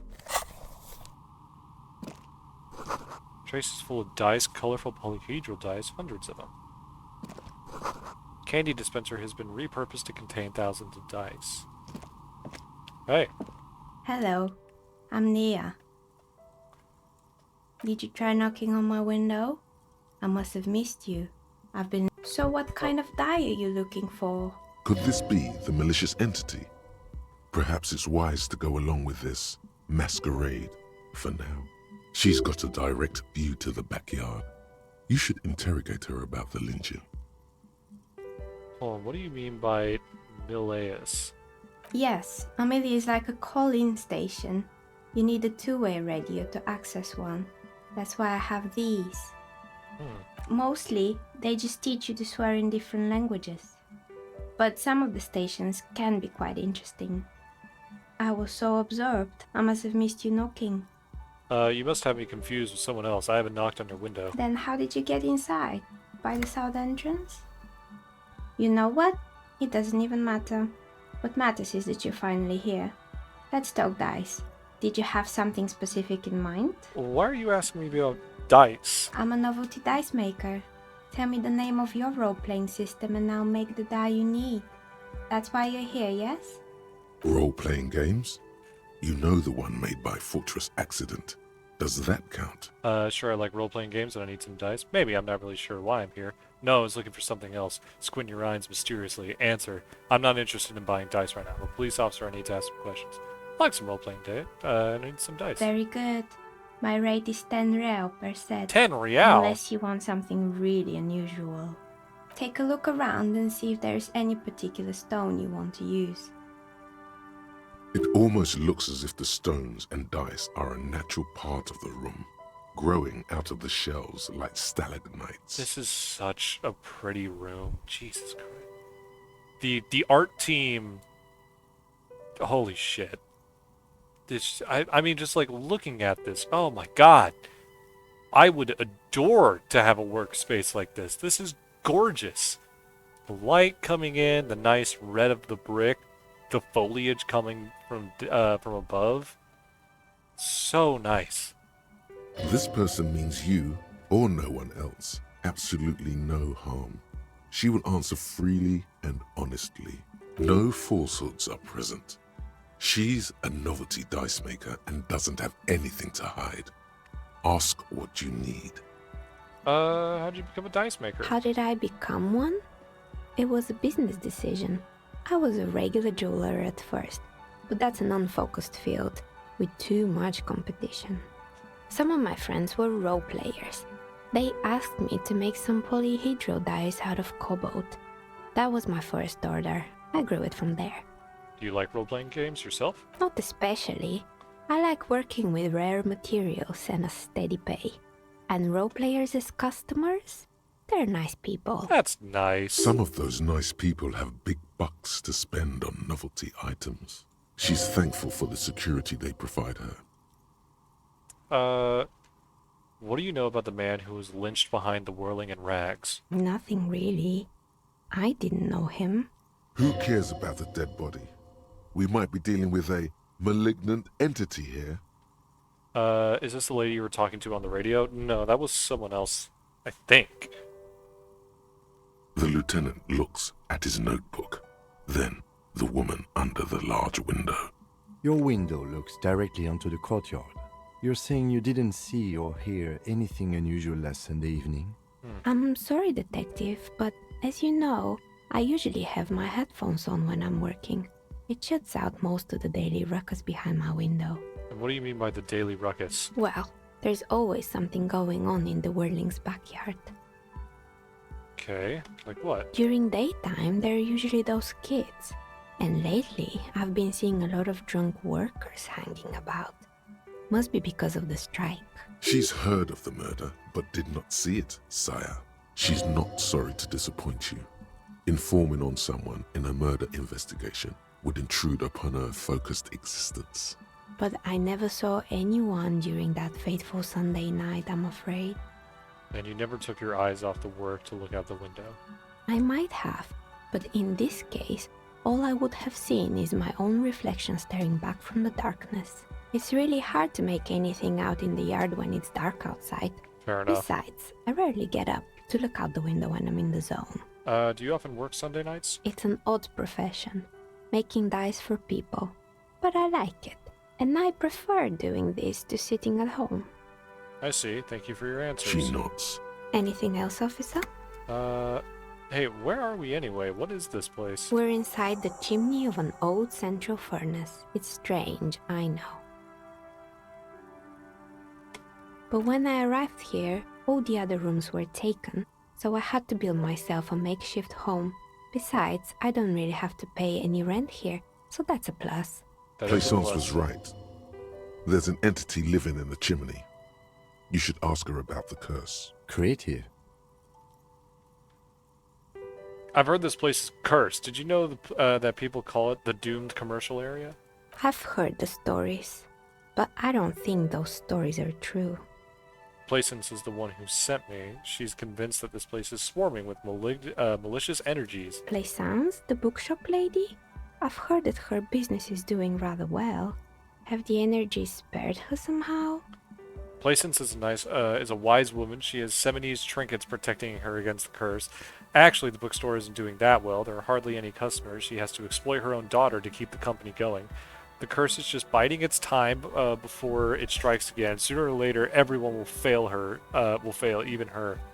I don't know why the bookstore hasn't gone bankrupt yet. That's what I'm here to investigate. Yeah. All right, but it's not just the bookstore that's still up and running. What about the whirling in rags? Some people say it's part of the building complex. Yes, but it's a separate building. The malicious energies can't reach here. No, the Whirling isn't doing well either. Its waitress just took off, and the customers have trouble paying bills. Well, and the Whirling's part of the Doom commercial area? You could say so. Both houses were built at the same time and under the east of the Commerce Central project. Okay, And then there is me. I've been here for 14 years, selling novelty dice to role-playing enthusiasts. Not exactly a million-real business idea, yet somehow I've survived despite the talk of malicious energies. Strange, isn't it? Maybe it's just because she's so talented that she's been able to woo the curse. It's because you're competent and dedicated to your craft, the curse doesn't affect people like you. Placence thinks it's because you're the source of it, a malignant entity. The curse will get to you, have no doubt about it. It doesn't care about earthly time frames. I'll be the first to admit there are many inconsistencies in the so-called curse. And you're dedicated. What, so the curse only affects people with poor work ethics? What you're describing isn't a curse, it's capitalism. Time has come to face the source. Fear not, for the forces of the universe are supporting you in this psychic quest. I'm starting to see that there is no curse, only business decisions and natural market fluctuations. Exactly. Truth is always so disappointingly mundane and boring. But I'm glad we got this sorted out. Anything else I can help you with today? That's all she has to say on the subject. She's been thorough and truthful, as far as we can see. Blaisance is not going to like what you have to tell her. Wait, doesn't one of my pants make that better? Do you know what happened to the other tenants? Everyone else is More or gone. less. Are you interested in anyone specific? Oh, quite a lot of them spring to mind. There used to be a hair salon. She's so refreshing to talk to compared to the others. Yeah, she's just Yes, nice. And I think it was called Androgynous Orlando or something similar. They weren't a big hit around here. Turns out that working class men don't like genderless haircuts. They're scared of that word. A bit of experimenting every now and then isn't bad. It's not about the haircut. It's about the confidence. she's just nice. She's just a nice person. This is someone I would like to sit down with. If I wasn't trying to solve a murder, I would sit down and go, oh, like, tell me more about, like, your craft. I want to know, like, do you prefer working with certain materials? In my head, you kicked a foot over leaning against a pipe on the wall. Yeah, no, just like, but Kim has not changed. This man is as solid as his stance. What's wrong with a bit of experimenting? The customers should have been more open-minded. I guess it just wasn't the time yet. What happened to the gym? It wasn't merely a gym, it was Artemitep's boxing club. A community project created to steer at-risk youth away from drugs and Maybe that's what Kuno needs. Who was Artemitep? a kind man from Zemsk. I heard he Zemsk. had some trouble with the law when he was younger, and that's why he wanted to start the gym, as his way of giving back. Maybe that's what Kuno needs. A community-centric boxing club. Kuno? Who's Kuno? He's sort of the king around here. He's a little ginger gremlin who likes to defile dead bodies. Indeed! Who is Kuno? I guess your guess is as good as mine.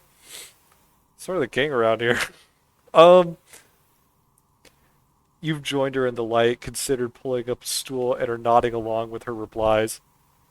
Absolutely. Yeah, he is a gremlin.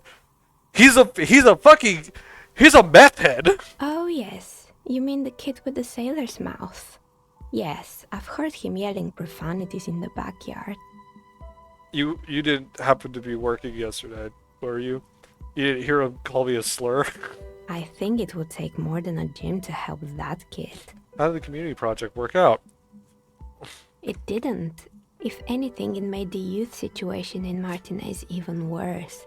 At some point, someone started a rumor that the punching bag That puts it downstairs lightly. was full of amphetamines. Yeah. It's not really full of that. No one would store their drugs like that. Come on. Eventually, the coalition took away the funding and the club went bankrupt. This was a few years ago. It's gotten much more peaceful around the plaza ever since. Okay, what's up with the broken windows? Oh, this one's a mess. There used to be a company that promised to repair windows 24 hours a day. What could go wrong with this one, right? Turns out, the business was actually set up as a front for an illicit group that was producing snuff medias. Who would have guessed? Oh. What's the snuff milieu?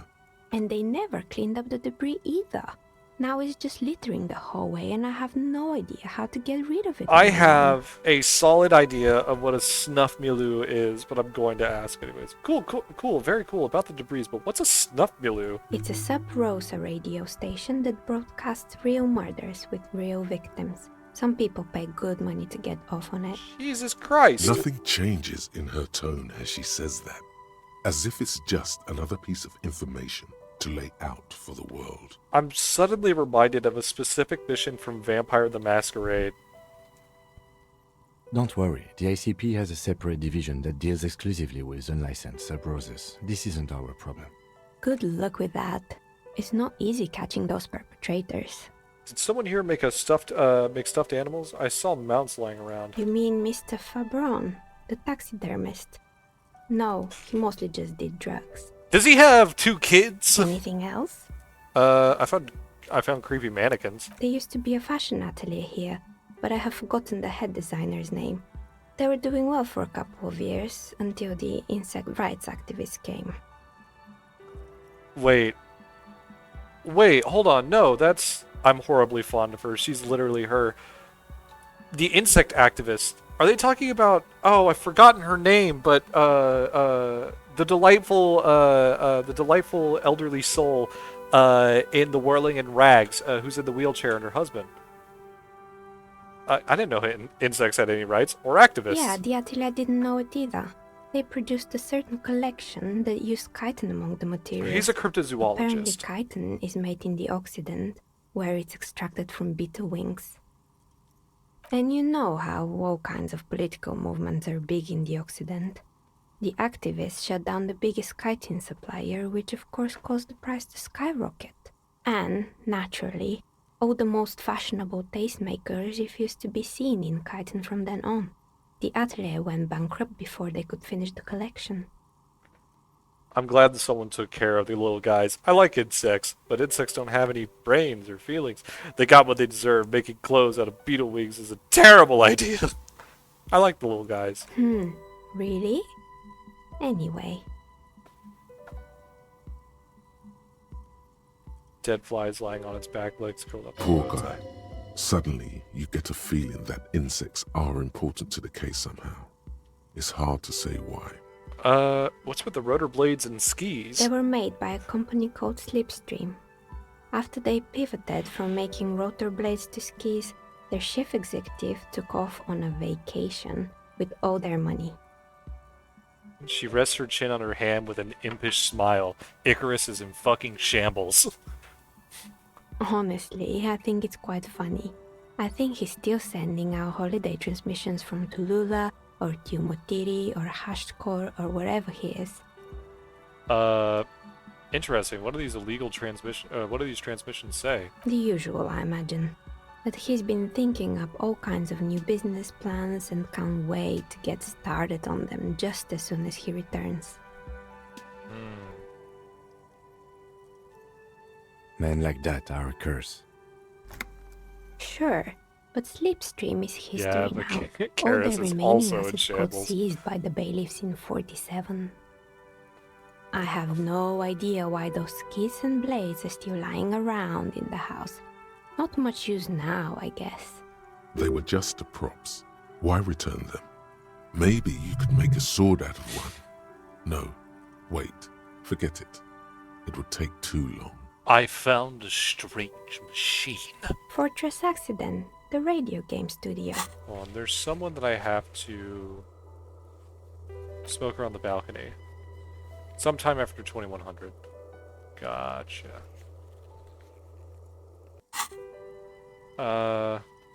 She liked them. Aw. I know, but I didn't want to just full-on drop your government. I was calling you by your screen name. They were an interesting bunch. We talked about role-playing systems every now and then.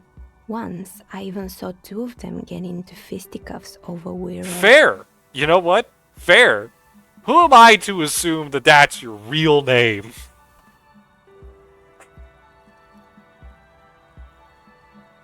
fisticuffs over at They Wirral. certainly took their work very seriously, even if they seemed to be chronically liberal I see, with Stevie their Wonder. schedules.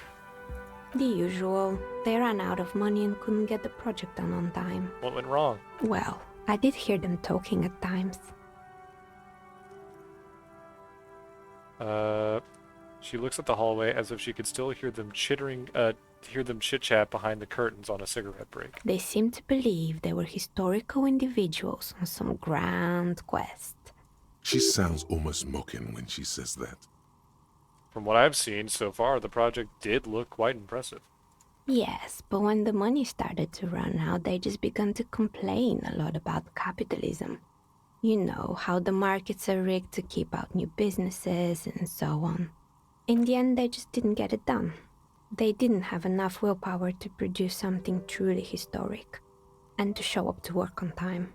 She's right. Showing up to work on time is important. Well, showing up to work on time is incredibly hard. That's too bad. I would have supported them. The project looked great. You're right. They should have just tried harder. They had everything. They had everything needed to succeed. She gets all the tea, and it's Arizona. Fantastic. Not the wisest decision. You would have lost all your savings. The result is 1 on a 20-sided die. The dice is black and filled with little silvery flakes, like snowfall. Anything else? There was terrifying taxidermied bear in the cellar. Oh boy, the fabled Revachol ICT. You're in for a treat here. Okay. She smiles and leans closer, hands on her knees like a stand-up comedian ready to tell a The story. place was owned by two guys who had some rather innovative ideas about marketing. The bear was one of them. Now ask me about their other ideas. Indeed. What were the other ideas? Alright, what about the other ideas? There was really just one, and it involved picking out the prettiest girls in the neighborhood and paying them 20 cents per hour to man the booth. And by man the booth, I mean slump behind the counter with a face that could maim you if you ever dared to disturb their bored magazine browsing. Sounds like she really didn't like those girls. Aw. Fritta does the same thing. I know a girl just like that. She works in Frita as a cashier, and she's not particularly friendly. What do they expect? 20 cents per hour is dog's pay. I'm surprised they showed up to work at all. That's an award-winning idea. How else do you choose people around you? I don't have an opinion on employing teens. I just want to know, did it work out for the business? Employing silky teenage girls is a widespread practice, yes. Unfortunately, they always come in packs. I'm talking about acne-ridden girlfriends and gorilla-like boyfriends loitering near the shop. At least that's what happened with Ravachol ICT. And they already had the bear. Okay, what about the bear? The bear. The hit show on Hulu? It didn't work out. Of course not. The bear was terrifying. No one wants ice cream guarded by a hostile apex predator. To make matters worse, Yeah, the fridge. The fridge didn't work too well either, and half the ice cream came out malformed and partially melted. You're telling me that refrigerator doesn't work properly? Kim, we've got a problem on our hands. Eventually, Ravachol ICT lost the price war to its rival, Glace 5000. Glace 5000 sold caramel sundaes for only 5 cents a piece, out of regular fridges. It's the market doing its job. So the bear was doing its best. The bear was scary. Every time I saw that bear, I felt scared, like it could become alive at any moment now. I'm sure the bear did its best. Maybe, because the taxidermist who made that bear definitely wasn't doing his best. Oh no, that was the guy doing drugs. How come? He said that the bear was his vision beast. He said he met his vision beast while high on desiccants. Called it Megatherion. Megatherion sounds familiar. I've definitely heard that term before. And what is a desiccant? Desiccate means to dry something out, so clearly it's a chemical meant to dry something out. Sounds cool. It does sound cool. Why is everyone doing drugs in this place? Even the taxidermists? Megatherion? Megatherion. Silica gel type material. Mega wild The fun little flavor packet you find in beef jerky. What's a mega wild beast? Oh, what's a mega wild beast? It's an imaginary beast that guides you through life. The snack sack.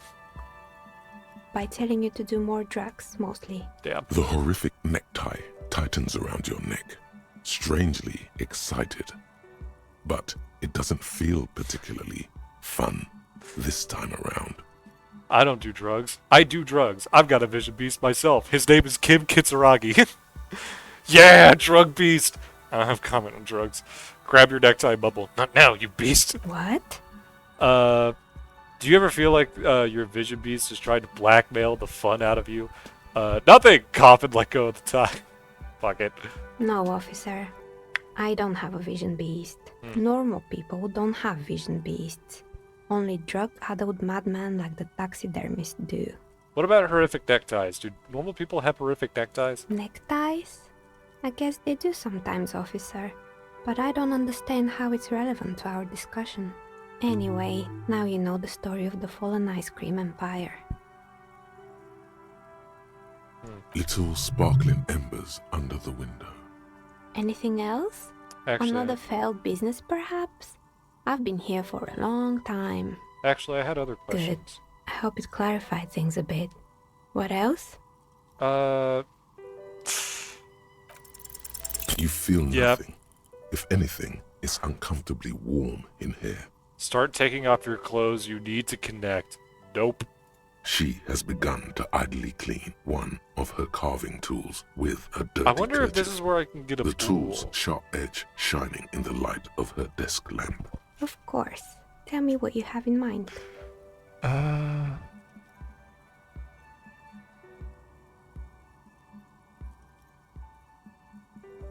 No need to rush. This was absolutely delightful. I have something to go tell the lady. Plaisance. This was a enlightening conversation with a delightful woman.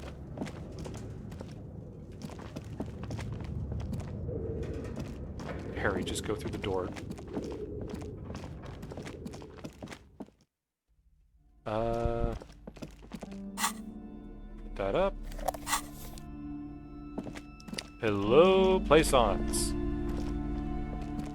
What have you found? And Uh, also, do buy the books. like a cool There may be glass of teachings in them. Arnie Pom Pom. I talked to the entity you told me about. Her name is Neha, and she's a novelty dice maker. A novelty dice maker? Well, spit it out. Why does she need the dice? For some kind of sorcery? Sometimes they use the ankle bones of sheep. She's not a sorceress or some malicious entity. She's a businesswoman like you.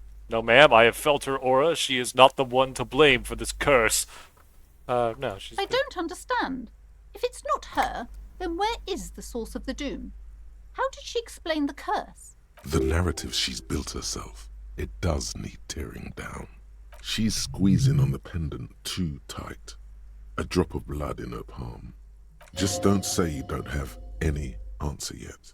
The uncertainty is killing her. Show her the mirror of the bathroom. To hell with it. Perchance you ought to just lie, sire. The source is in the taxidermist's shop. He became involved in the arts darker than taxidermy and brought the void down, spirits down upon this place. Honestly, I don't have an answer yet. There still leads to be followed. She says there's no curse because there are too many inconsistencies. Too many inconsistencies? What kind of talk is that? Good luck persuading her. Some people can rationalize anything.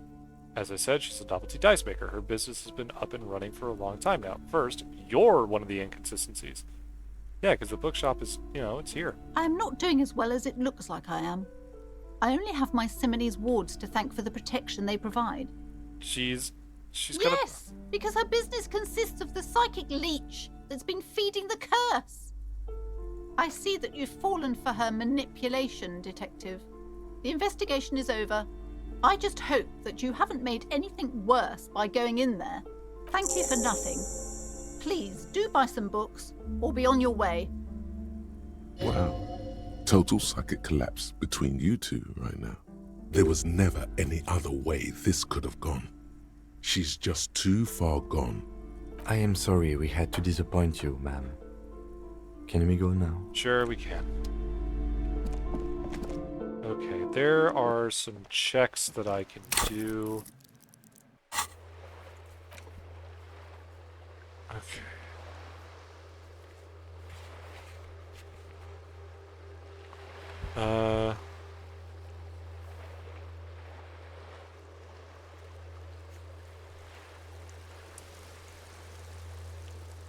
Why is it? Okay. Measure head, I don't need to do anything. Choice.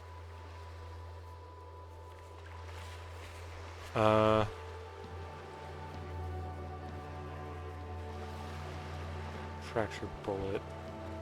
That one, I'm pretty close on doing.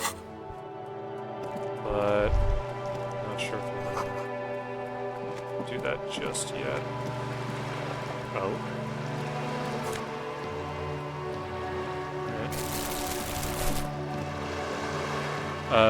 I'm too refreshed to be upset about that shopkeeper. Yeah.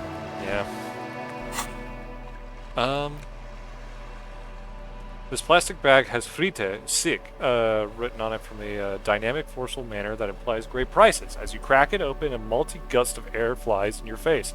Smells of yeast and beer, a perfect place for tear.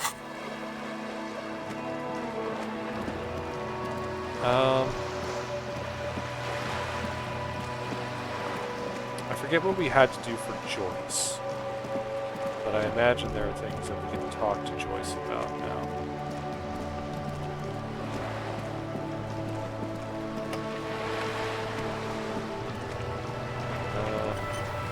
Hey, Joyce. You're back. Good. What can I help you with? Not an umbrella, I hope. I don't need one myself, you see. Neither do I. Very rugged. Good choice. Now, I suspect you had questions. Nothing like talking to pass a rainy day. Am I right? Okay, by the way, I've talked to Everard Clare. You have? And how did you like Mr. Clare? I did it. He's a beautiful man, beautiful and just. Everard Clare is a hero of the workers' movement. He is the champion I've sworn fealty to. He's a bloated rainbow socialist. I could do business with him. For a socialist, he's reasonable. He is not the champion I have chosen. I wish to swear fealty to you in the cause of capital. If it's not important if I liked him. I was doing my job. I think I need to... No, fuck it. I didn't. Oh, come on now. He has his uses. How else would he have stayed in power all these years?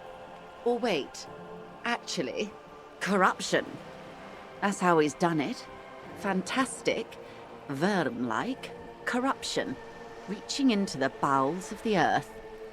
The position of my unusual colleague does not reflect official policy. I hope you understand. The RCM does not pick sides. Of course. And I don't expect you to share anything he told you with me. Unfortunately, I'm not a corrupt... she's a capitalist. She is the negotiator However, from one of the like major companies discussing in something. order that is here to try and break the strike. How could I stop you? Are we not human? Are we not curious to hear another person's take? It's only natural. We would only be gossiping. Intellectually speaking, it would be quite interesting to hear what she has to say about these things. Yes, your disgusting necktie agrees completely. Let's gossip.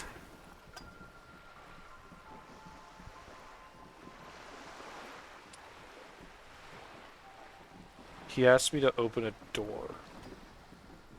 A referral, you mean? I take it this was for someone in the RCM. Don't answer that.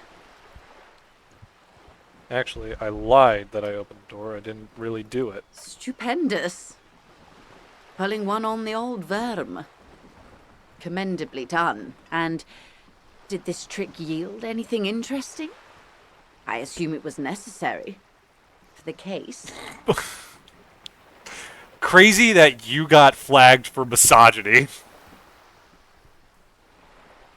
Enjoyers of enjoyers of electric light orchestra everywhere rejoice. The phrase evil woman is now allowed in my chat. But if you are legitimately spouting misogyny, no. Evil woman. Detective, I advise you to be very selective with what information you choose to share. This may have consequences beyond our line of sight. Okay. That's all I've got. He didn't seem all worried about the whole conflict that's developing. The Union's militant wing organized the lynching. Evrart says Wild Pine sent mercenaries after the Union and now one's dead. Evrart asked the Union's militant wing to fully cooperate with the investigation. That's a lot. Well, he did. He didn't seem at all worried about the whole conflict that's developing. That's all I've got to say.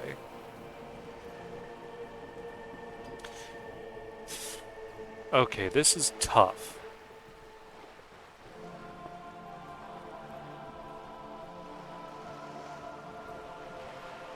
I'm thinking about saying option 2 because that might get her to reveal information about it. She might also say, no, that's false. No one would do that.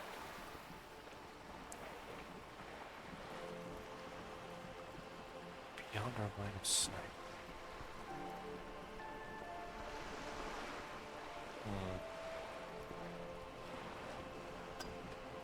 I didn't seem at all worried about the whole He did seem really blasé about everything. That is the option to me that seems like it gives information, but not really anything that could be workable.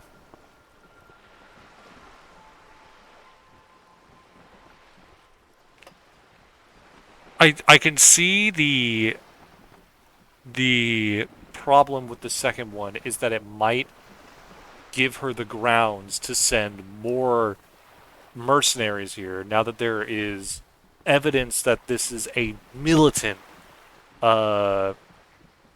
strike and that they have greater reason to put this down, that they might try and turn it from a strike into a rebellion. Was the hang guy also a strikebreaker? Yeah. He was basically like a Pinkerton in like actual history.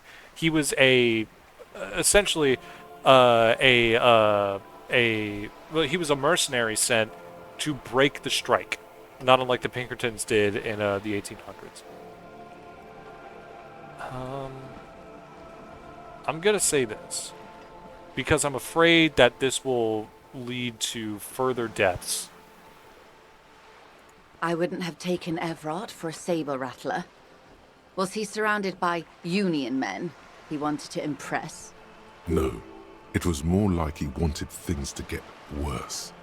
In secret, of course. We were alone, and he seems very sure of his ability to keep things in control. He wasn't trying to impress anyone. I think he wants things to escalate. You're right. He's probably showing off to me. We'll follow logic. We were alone, he needs very... Or he wants you and me to believe he wants to go to war. There's always that risk, man. But if I may offer my opinion, he means it.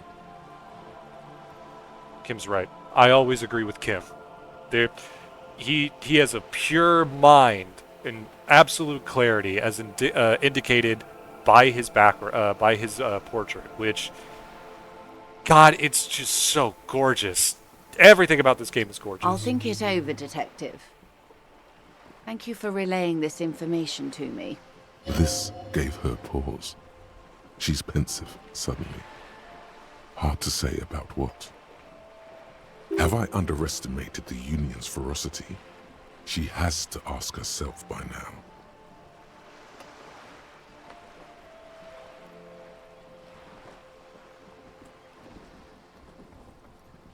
Okay, he wants me to be selected.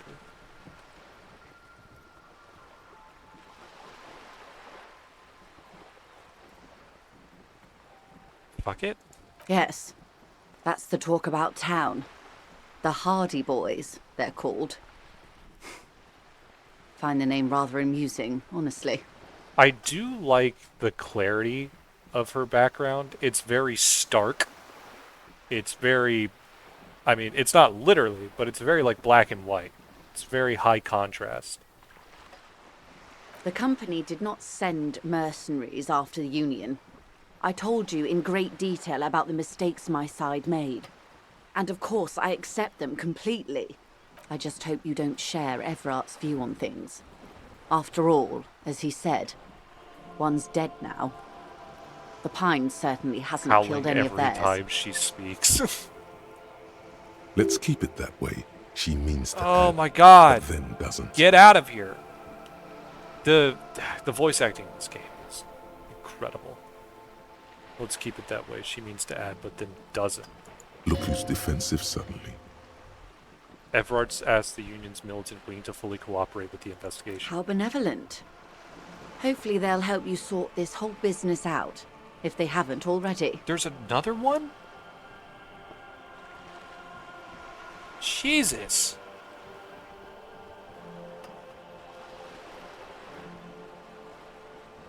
Fucking...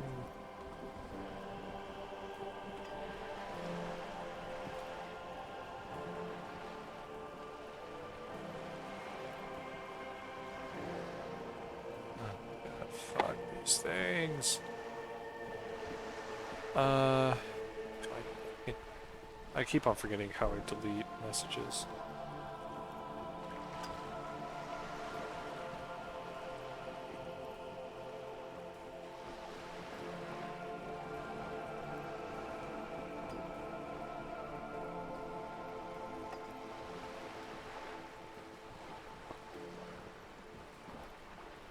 Okay.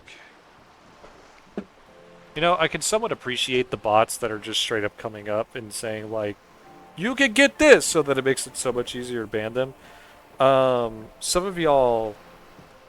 it's probably Saturn, you've probably been in the chat whenever one of them showed up. Well, my least favorite kind of bot is the one that tries to act human.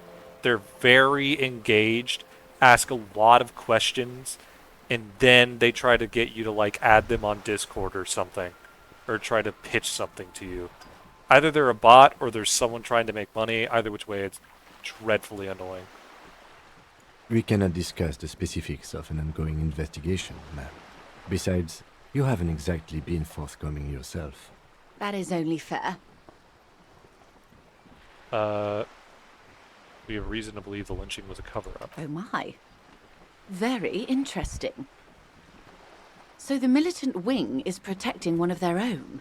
Her mind races to the conclusion that most benefits her interests. That doesn't mean she's wrong, though. It looks like you may untie this knot yet. That's all I've got to say. What you've said is quite enough. You've given me a lot to consider, and may have helped me prevent this conflict from escalating. He's asked me to deliver an envelope. Sounds like he has you running errands, Detective. A well-established dominance ritual. Where did he have you deliver it? To a nameless settlement down the coast nearby. Ah, yes. I've been meaning to go there. With longing. Clear and simple longing. Strange. Why does she want to go there? He wants to build a youth center here for the children of Martinez. A youth center with Edgar Clare's statue on top of it. Go ahead. Help him. Make it so. I have no power to stop him. You're quite fond of this village, aren't you? I should be. In my youth, I had a brief dalliance here in Martinez. He was an older man with impossibly broad shoulders. He's probably dead by now. Even his shack is long gone. Not that it matters. These buildings are all carbon copies of one another. Been to Martinez before? Yes. I was slumming it with some girlfriends of mine. We had boats and... Don't hold it against me. My paramour certainly did not. Oh? Oh? Icarus, pop back in! You might have it in! Sounds like you missed those times. Not overly so. It's not like this was the only place we visited. Me and my girlfriends from Azon with our shiny boats. Like reavers. We told ourselves we were the worst thing to happen to the coast since the Coalition landed in '08. Imagine. She's sentimental, all right. You don't know enough about her to find out why exactly. She will keep her secrets for now. So you're sad you can't buy the place? Yes. I'm sad I'll never have the time, Detective. I've always wanted a dilapidating fishing village. She is more defensive about it than usual. Full of ghosts and ancient memories. I missed the whole combo. Has this Please errand recap. yielded you any information? Told her about the envelope, and she knows about the place that Everard wants to build the youth center. She used to have a dalliance with a man with impossibly broad shoulders, and she went boating around with her girlfriends. And who knows? There might be an implication that there was more things that happened on the boats, hence the implication, or the fact that she just kind of had a little rebellious youth, and she has, she misses the place. Everard is helping me find. Oh. That's so helpful of him. The lieutenant looks at you, and he's able to contain that. When I said be wacky, I didn't mean wildly, grossly irresponsible. Unconventional police officers sometimes lose their guns. They then Why go did I around and tell people about this to gauge their reactions. It's all part of detecting. Incredible. Simply incredible. And how is it going? Has this detecting produced a gun? Yes. Please don't get him in a loop. If he gets... That's wrong. You don't get into loops. They're playing sorry. Of course. Thank you for the advice. I'm glad you were here to assist. The lieutenant will be more lenient toward sharing those, hopefully. Of course, Detective. Should something come up later down the road, don't be afraid to drop by for a chat. Until then, is there anything I can help you with? Sorry, kid. I'm sorry. I see option. I must speak. Oh. Oh.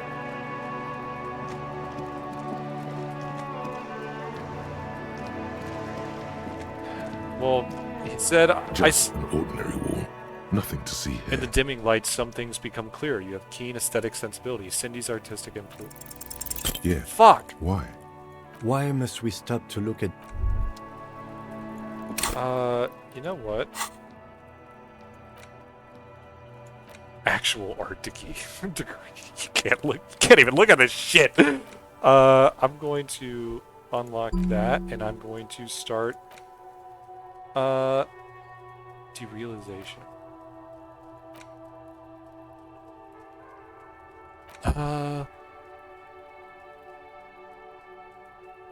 Indirect modes of taxation. I'm gonna internalize that.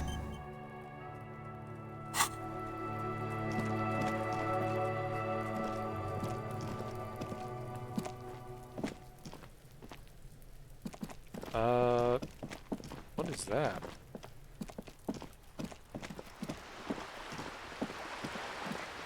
I don't think I've interacted with that yet.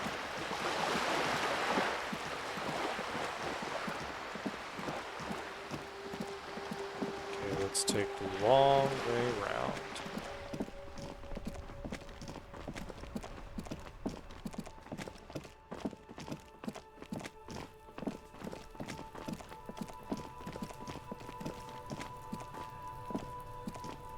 This trash container is locked. The sliding lid has a padlock that says, whirling in rags. There's something in there, not necessarily connected to the case, but still. Why am I looking at you, trash container? You're just a trash container. The body is downwind from here. Maybe you prefer the smell of garbage to the smell of death. Lieutenant, what do you think could be in there? Trash, food waste from the cafeteria. They lock these containers to keep the derelicts from flocking in. Could be evidence too. Yes, I feel like there's something in there. What do you mean, feel? Just a hunch. Maybe someone threw something in there? Mm-hmm. How do we get the lock open? We could try using a pry bar. The one you took from my motor carriage, or we could ask for a key from the manager of the Whirling in Rags. He probably has one. Yeah, let's go talk to the He guard. might also have information. This is better than the pry bar idea.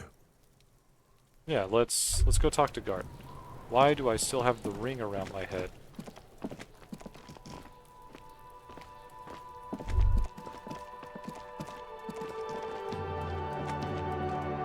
An old call box with a matrix. East Delta Commerce Center. This must be the name of the doomed commercial area.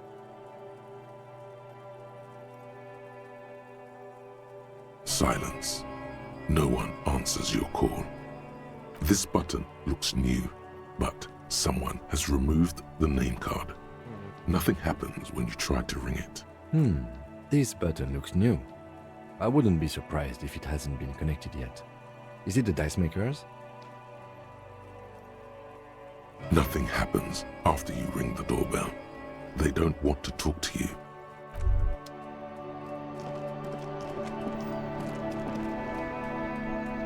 Okay, what is that ring? Character sheet, thought cabinet, highlight.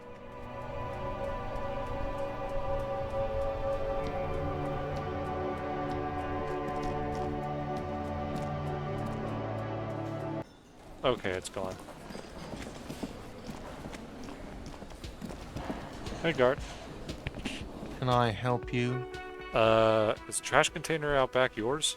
Mine? No, it belongs to the Whirling in Rags. Thank you for clearing that up. Why do you keep the container locked? Why? To keep the hobos and drunks out. That's why. And the neighbors too. They put their trash there and they don't pay for the garbage company. I thought as much. And are you the only party with access to the trash container? Well, yes. Us and the garbage disposal company. It seems a little callous, doesn't it? Something stirs in you. I wonder what this feeling is. Prod at him and find out. Does it seem callous to you, guarding even your leftovers from the poor? Callous? What are you, Kras Mazov? Almost all establishments in Revachol keep their trash locked. The Whirling in Rags is not special in that Maybe I am Krasmazov. What are we talking about? Was this not about the trash container? No, wait. What if I am Krasmazov? We should return to the case of your mistaken identity at a later time, officer. This was about the trash container. We need those keys. What for, Mazov? Are you planning to nationalize my trash container? It concerns the case. Please cooperate. Just bring them back once you're done, please. About my Got bill the for 20 tonight? real? Yeah. Good. You got the room for the night, but remember, you'll need another 20 real tomorrow. Yep.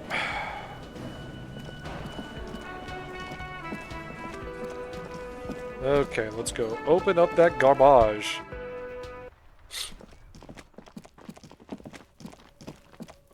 Oh, it stopped raining. Excellent. Hi, Kuno. This trash container is locked. With a well-oiled crack, the lock pops open.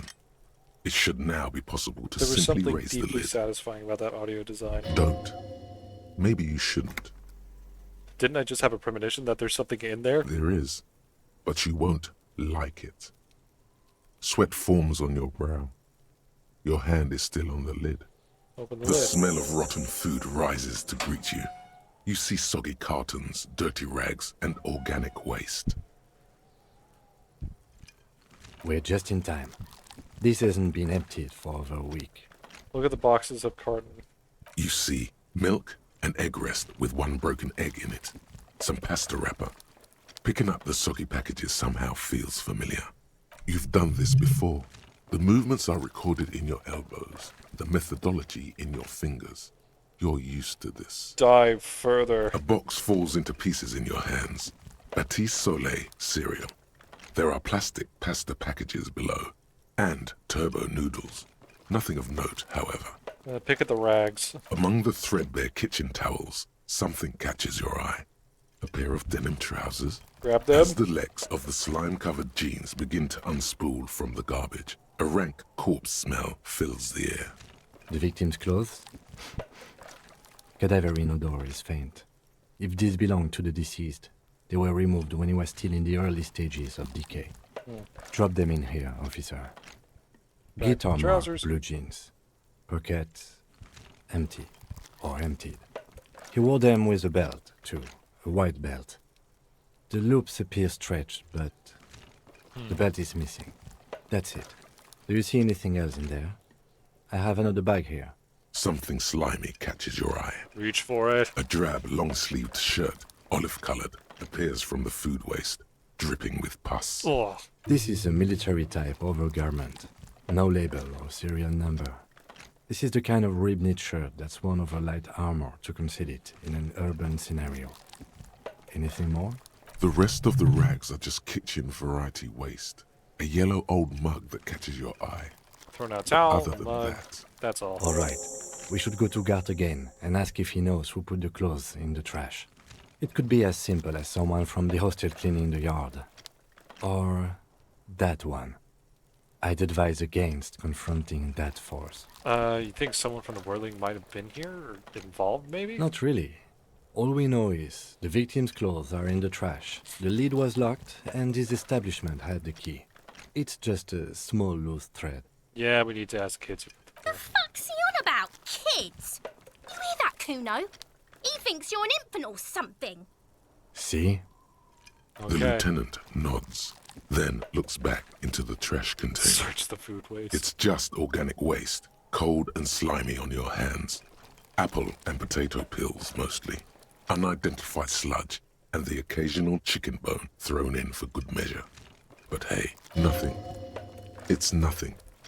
Nothing more to see here. What's this? Elbows out the, what? A blue piece of plastic sticks out from the apple peels. It's shiny. Looks like the corner of something. Pick it out. Something larger.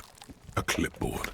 A blue plastic clipboard with moist papers hanging from it. They look badly damaged, but you can still make out forms and notes, written in a man's handwriting. Officer, is that your paperwork? No, it can't be. Yes, it is. Look. This plastic has the RCM street grid on it. You've even got an autopsy form. If you don't mind my asking, how could you have let your paperwork end up in the trash? It must have been cramping my style. It has a foreboding quality to it. Maybe I needed to lose it for the great bloodletting to begin. I think I didn't want to be a cop anymore. That's why I tried to flush my cop life down the toilet. Well... His eyes express a rare condolence. Then he picks it up. Lucky we found it. You should take stock of what remains, just to be sure some has not made it into the hands of the RCM's adversaries. Organized crime and the like. There might have been police secrets in your notes. Okay, I'll do that. It would also not hurt to start taking notes on the case. Now, tell me what your eagle eyes see. Or are we finished? Some items, such as the ledger you found, Dang, I was supposed are to get this interactable. way Go to earlier. your inventory. The mug, and select I'm getting the that mug too. You pick out a broken mug with an oddly racist depiction of the yellow man frolicking in saffron. An antique? Only in its social sensibility.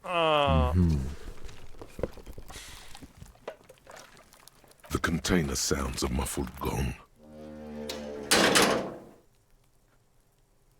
That's one thing off the list. I think we got it all. The smell of Why'd I do that? Why'd I fucking You see do soggy that? cartons, dirty rags, and organic waste. The container sounds a muffled gong. Okay, we're not opening it again. Dang it, Gonk on me again. Well, what was in the can? My fucking papers. This is the ledger you found in the trash. It's full of notes written in a man's dense cursive. Have a closer look. Maybe it could be salvaged. Start keeping notes on the case. A broken-eared mug somehow made its way into the Whirling in Rags dumpster. It depicts a person of Samaran descent frolicking in a field of saffron flowers, buck-toothed and grinning feeble-mindedly. Kim must have been beside himself. He's like, oh, no, he was like, oh my god. It's the ledger you found in the trash. A pitiful cabbage of white and yellow papers hanging from plastic board, barely held together by a metal clip. This sad display is made complete by the faint smell of urinal cleaner. Anything else? There's a piece of toilet paper, or is it cleaning tissue? No, it's toilet paper, desperately sticking to the back of the blue plastic clipboard. At least it wasn't your gun. Yeah, that would have been bad. It's a metaphor for you. Thanks. Below the pathetics, terror. Do not look into its blue heart. Inspect the toilet paper. It's just toilet paper sticking to the back of the plastic clipboard. Leave it there. It's You can take it cool. off if you want. Take it off. Still wet, the toilet paper peels off the plastic easily.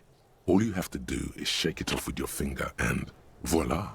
The ledger now looks marginally better. Stick it to the to Kuno's head. An aluminium block runs the width of the board, biting down on the paperwork. Its crocodile teeth are the only thing keeping the papers together. A regular pencil, the tip worn down to nothing, has been attached to the clip. The surface is interrupted by a silvery sticker. It's rectangular, sparkling with iridescence. You don't know how you didn't notice it before. It is similar to the RCM watermark on your blazer the lieutenant mentioned. Didn't he say something about the headlights of his motor carriage? That you can read these there? Lieutenant, is this one of those hologram watermarks you mentioned? What? Yes, halogen watermark used for adding information to RCM property. Information. Interesting. What kind of information? It depends. Aside from an anti-counterfeiting stamp, mine has my station number and address. The information varies by date of issue. Maybe yours will have how many cases you've solved. How many years you've been on the force, he's thinking. It'll have that. How can I read it? Any capable light with the right wavelength will do. You mentioned the headlights on your Kaniba? Yes, RCM vehicles have headlights tuned especially to reveal halogen watermarks. Alright. This means you can read the watermarks if you just turn the lights on. Cool. Okay. While a bunch of sodden papers sag from the clipboard in your hand, it's a sorry sight. They're white not paper. exactly white. They're yellowed in patches by sunlight and alcohol, and covered in dense blue handwriting. Ink escapes into watercolor patterns, reaching its tendrils across entire pages. The paper itself is checkered, with faint red lines, forming short paragraphs. Once in a while, there's a red stamp that exclaims, "Case files commit to paper." The case files themselves are plenty.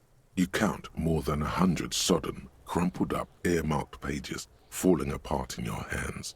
They appear to be sufficiently organized and extremely dense, if mostly illegible. What is in there? What are they about? Work, strife, poverty, the Jamrock Quarter. These are handwritten logs of investigations dating back to January 51, this year. The exact number is hard to estimate due to missing pages and an odd naming convention. But there are at least 20, maybe 30 cases undertaken, not completed, mind you. It's the middle of March. You have attempted 2 cases a week on average. 2 cases a week. Good cause. Good caseload, Lieutenant. Huh? 2 complex cases to undertake is a lot, yes. You really have to push yourself.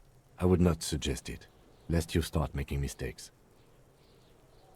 2 cases a week appears to have been my load, Lieutenant. I'm not sure I completed them, though. 2? That's a lot. I didn't mean to say you are making mistakes, by the way. That was presumptuous of me. Sure, I made plenty of mistakes. It's okay. We all make mistakes. Thanks, man. God knows I've made my share. He tries not to think of them. Like a fan of gills, the checkered papers dry in your hand. The handwriting is extremely dense, There was if mention mostly of a illegible. naming convention here? Yes, it appears you employ a, shall we say, robust yet literary system. Each investigation has its case number written on the margins. Yet, still more tellingly, most are accompanied by a name. A title, one might say even. One that draws inspiration from snoop fiction and vespertine cop show staples. Oh my, and they're written in capital letters, too. Yes, all caps. One is called The Next World Mural. Another, The Square Bullet Hole Murders. Another yet, The Unsolvable Case. More? Others appear more light-hearted. The guys on a couch in an unexpected location, and the murder at the Ukar Parlor. Even the rare article-free collapsing tenement. Murder features prominently throughout. It's going to take an effort to piece these case files together, but it can be done. Once you're done inspecting them, up close. Kim, my cases appear to employ some kind of naming convention. You mean the alphanumeric? Officer, precinct, time of arrival at the scene? If I'm not mistaken, didn't Kim kind of do the same thing? No, I mean non-numeric one with titles. Oh, you mean the titular? Yes, well, so do I. In our defense, almost everyone in the RCM. Yeah, he does do that. It's a holdover Start from the crying. early days of the RCM. Crying is right pretty after the revolution, when the organization had little idea how to do things. It persists in an unofficial capacity. Officers use these titles to refer to their work among themselves. I seem to have named a case the Square Bullet Hole Murders. Again, in your defense, I seem to have named one the man with the hole in his head. That was a real person. His death was real. Still, I named it that, to amuse myself. I pray his loved ones never find out. What happened to him? Rail spiked through the head. He died. God. It was a workplace accident. Have to open an official case. Is there room? There is, for precisely one more. 15 pages near the end remain untouched by the damage. The checkered grid forms a structure of passages, breaking the case into subtasks to accomplish. NCIS episode titles, Once yeah. all the tasks are accomplished, the case is complete. Commit to paper using the pen Lena gave me. The tasks you've completed flow out of the kind green ape pen in a brash freehand similar to the rest of the letters. The wording comes easily. It's almost robotically simple. A language developed for mental rigor and simplicity. Inspect the victim's body. Get the body down. Interview the cafeteria manager. It's not exactly poetry, but poetry would be out of place. Cross are the ones you've already finished. A satisfying slash sounds across the paper. You're done, it seems to say. And you, and you. You're a swashbuckler. Hell yeah. Harry, and it feels good. Feels like completion. Things to be done and things already done. The composition. I'm excited by this question. Ooh, I want to know what Kim This is an thinks. extremely useful tool for a detective of the citizens' militia. Now all that remains is to name the case. The paper speaks in Jonathan Frakes. Lieutenant, have you, by any chance, named our case? No, actually. Any ideas? The Hanged Man, The Furies Are Not Home in the Mirror, The Setting Sun, Shit on a Stick. Actually, I don't have one. The Hanged Man is good. Fuck, hold on.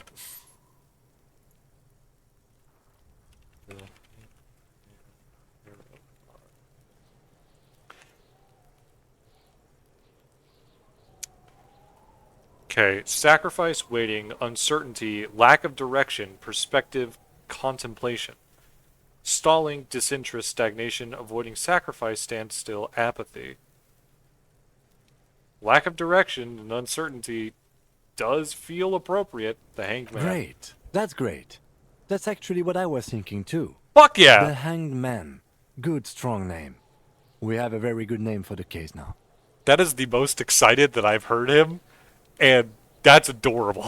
I'm going to start calling it the Hanged Man. It's good we sorted this out. I love this man. You don't exactly close them, so much as distance yourself from the smelly papers. They're a little further from your nose now. He was actually giddy. Please. Yes, Thank God. you can piece them together using the alphanumeric code on the margin. It always begins with HDB 41, then date of initialization and time of arrival on the scene, followed by the title. For example, HDB 41120111700, the Next World Mural. Oh yeah, Harry Dubois, Precinct 41. Why yes, your precinct number is 41. In HDB? Every last alphanumeric in the files begins with it. And these are your case files. It's I was safe definitely to supposed say to find this a lot HDB earlier than I are did. Your initials. Harry Dubois still feels like there's something missing. I think from what you that. meant to say was Raphael Ambrosius Cousteau. I'll give up on Raphael. That's comforting to hear. Now, detective, It takes half an hour to piece one of these together, if you still want to. Here are your options. The next world mural, the unsolvable case, the square hole. I'm between the next world mural and the unsolvable case. What are we feeling? This is I haven't used this. I think it's a second person noun or whatever. But either which way, chat. What are we feeling? What are we feeling? The next world mural, the unsolvable case, the square bullet hole, the couch in an unexpected location, murder at the hookah parlor. I'm leaning towards mural. Saturn, what are you thinking?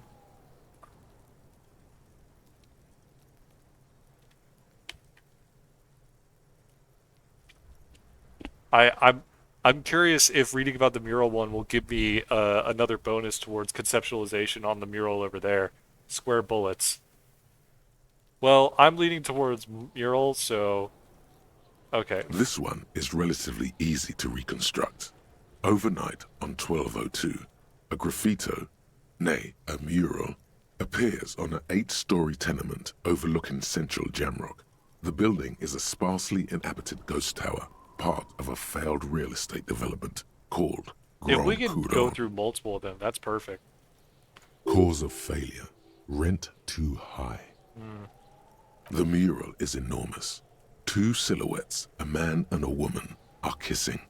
The text cut into their form reads, "True love is possible, only in the next world. For new people, it is too late for us. Wreak havoc on the middle class." Oh. People call it that thing and that fucking thing. It's visible for miles. In 2 days, the station's complaints desk gets clogged with requests to remove the bummer. You and your partner are assigned to the case. The graffito crew is easy to track down. Only the bell lectures have the literage of industrial paint to cover the surface. One of the Wreak havoc graffito on the middle artists class. is rumored to be rich. They take Yup. responsibility for the execution. Dora the but Explorer, not the Oz-Stream, design. the panic I just The felt. ideologue of the next world mural, as the crew calls it, remains an unknown. Read on. The crew agrees to clean up after themselves. However, your partner, JV, is against the removal, citing public support for conservation. This leads to a debate in Precinct 41, which then spreads to the streets of Jamrock, ending in a rare plebiscite organized by you and the rest of Row 3. What's a plebiscite? The 9,000 people subjected to the mural's message, all of Lakeside, Central Jamrock, and Villalobos, plus half of the eminent domain, participate in the vote. Although the Probably case voting, begins yeah. with what appears to be a lot of rambling on the streets as to how juvenile and stupid the mural is, given a choice between 2 options. It's art. Keep the mural. It is right. A staggering 78% of voters choose to keep it. Turns out the opposition were a loud minority, and that love truly is possible in the next world for new people, and it is too late for us. All that remains is to wreak havoc on the middle class. The middle class are not to be blamed. It's human nature. I like it, but can't we wreak havoc on other nations instead? I must have voted and possibly even lobbied to remove the thing because I don't believe in that rubbish one bit. All that remains is to wreak havoc on the middle class. In any case, it appears to have been a Oh, rare you case can of just civil go through. activity in the quarter. Breakthrough imminent on my and actual art agreement as degree. well. What do you want to tackle next? Square bullet holes. It would be very interesting to read about these, wouldn't it? I mean, there seems to be a square-shaped entry wound in the victim's forehead. She's been sitting there for weeks, on her rocking chair, with a square hole in her skull, staring at the wall, her mouth agape. But That's all you got. From the half hour you've spent piecing it together, all you know is the entry wound was square-shaped. You never found the bullet. And then another body showed up, also with a square hole in his forehead. a sequence killer? Who knows? Those pages are missing. What next? Don't worry. One day. Alright. One day you may still catch the man with the square gun. Unsolvable case. AKA Leslie and Burke. AKA the public indecency drunk and the property damage drunk is a cursed case. It has been passed from unsuspecting Oh, officer wait. Fuck. to unsuspecting Leslie. Shit. You would Oh, think fuck. you keep your threatening. It's plain to see from the files that you, Satellite Officer JV, and Special Public indecency. Good, he must, in the process, he came at, I- can't get out, which I gotta- is also why not much is Fuck, I gotta go. actual art degree.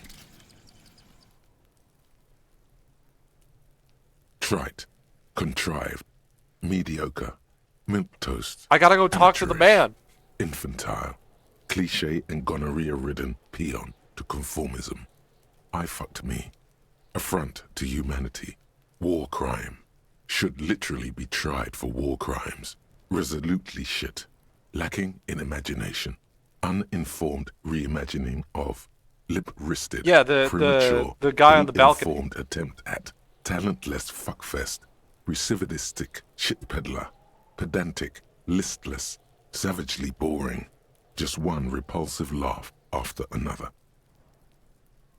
Conceptualization, passive heal +1 morale and gives 10. Damn! That's good! I gotta go! Gotta go around to the other side of town. -1 hand-eye coordination, though. Goddamn.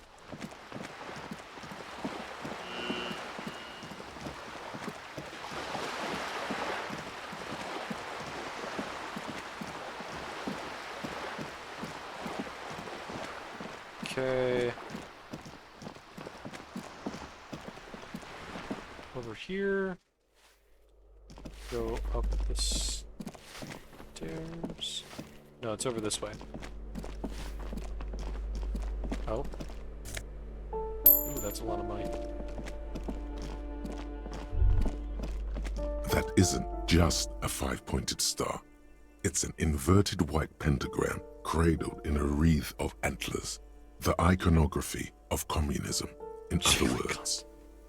The star and antlers was developed in the 6th decade of the last century and quickly adopted by Mazov and the communards during the revolution. Even today, half a century after, the star and antlers retains the ability to evoke hope, disappointment, and fear in equal measure. Why is the star upside down? To symbolize the toppling of the old order. Also, some social democrats were already using it. Why white? Because white is the color of peace. What does that evoke in me? Gone. Oh. Gone is the glory of hope. Only the scribblings of impoverished students remain in dirty hallways. You are the big communism builder now. It's you or no one. I have to bring back big communism. The balcony.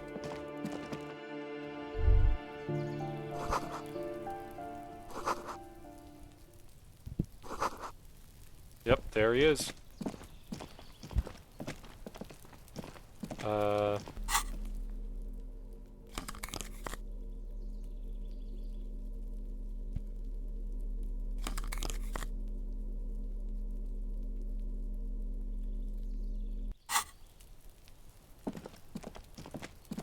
Maybe I need the authority. Why not? What the fuck not? Gendarmerie, you found me. Alright. His slender figure is backlit. Hell yeah! by city lights. It's already paying off! Streets and motorways flashing like diamonds. Oh, believe me.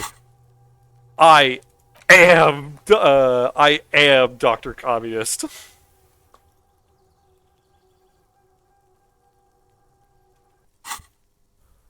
It feels like a Friday. He seems to be in a good mood tonight. You got your hint. Found the key right under that stone. Beautiful. So tell me, are you here to make things right again? That's what I'm aiming for, yes. Honestly, I'm just trying not to screw anything up. I'm not going to make things just right. I'm going to make them spectacular. I was hoping to talk to a possible witness. Your balcony overlooks the murder scene. Very disco. Yes, I'm going to make them spectacular. Yes, that's what I'm aiming for. Beautiful. God damn, they're really laying it on thick. A nearby street lamp casts shadows on his chin, drawing out the slender cheekbones. I have some good news for you. My Sunday friend is visiting me tonight. I told him about you and he'd like to say hello. Step in. He's already waiting. By the way, I'm really digging the view here. Mm-hmm. That's why I chose this place. Martinez is special, isn't it? Yeah. Wait. Suddenly you are digging things? Is it Friday tonight? It feels like Friday. Yeah, it does feel like the end of the week. Such gentle weather. Why would I want to meet your friend? Trust me, you do. Okay, very well. I'd like to talk to him, but first I want to ask you. I want to talk to you. I have many questions. That's nice, but I don't have anything to tell you. It's my friend you're looking for, not me. He takes another drag of his unfiltered cigarette and looks around. It's getting dark, and the neighboring windows have lit up, one by one. Downstairs, a cat crosses the yard, disappearing into the bush. Besides, I've got to run. He's going to leave you alone again. That's sad. Something tells you you're never going to talk to an individual as cool or mysterious ever again. Go if you must. I don't care. I don't care about people leaving me all the time. I just found you again. Run where? To the city. It's a beautiful night. Only if you promise that we'll talk again. It's important. Something flutters in the corner of the lieutenant's mouth as you're saying those words. We'll talk. Just not tonight. Ladies and gentlemen, we are in! Take care, alright? Hell yes. And he's gone again. Looks oh, like baby! a theme for him. He's always leaving. Why is he always leaving Kim? There's something so different about him that I just can't put my finger on. Let's go, Kim. We have to... Different, of course. His shirt. Why is his shirt always unbuttoned? He's such a good listener. I like talking to him. There's just something so mysterious about the way he talks and moves. He smells good. Why on earth does he smell so good? Such a good listener. I like talking to him. You like talking to him. Made me feel special. It made you feel special. He's barely holding it together.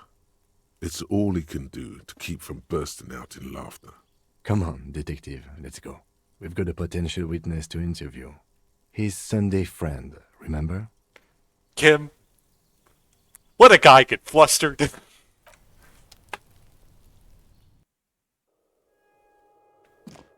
There is a lot to see. Quarterly Business Magazine? What the hell is that?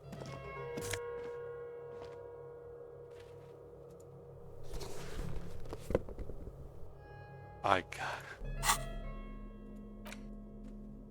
Drama. Become the dragon. Electrochemistry. Become an addict in a strange bathing robe. This sleazy, silky bathing robe in vibrant blue features, a roaring dragon on its front, ready to take off into the night. A red belt has been provided for fastening.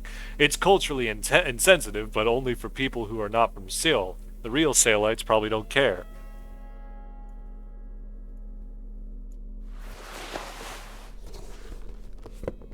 Oh yeah. Oh yeah, baby. That's a... Wait. Oh yeah, baby. That's a look. Alright, we're here. Wait, hold on. I'm in my slut era. Alright, let's get back to work.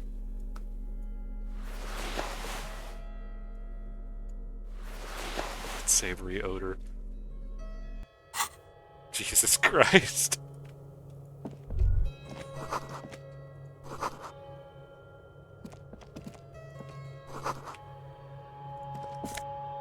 Oh.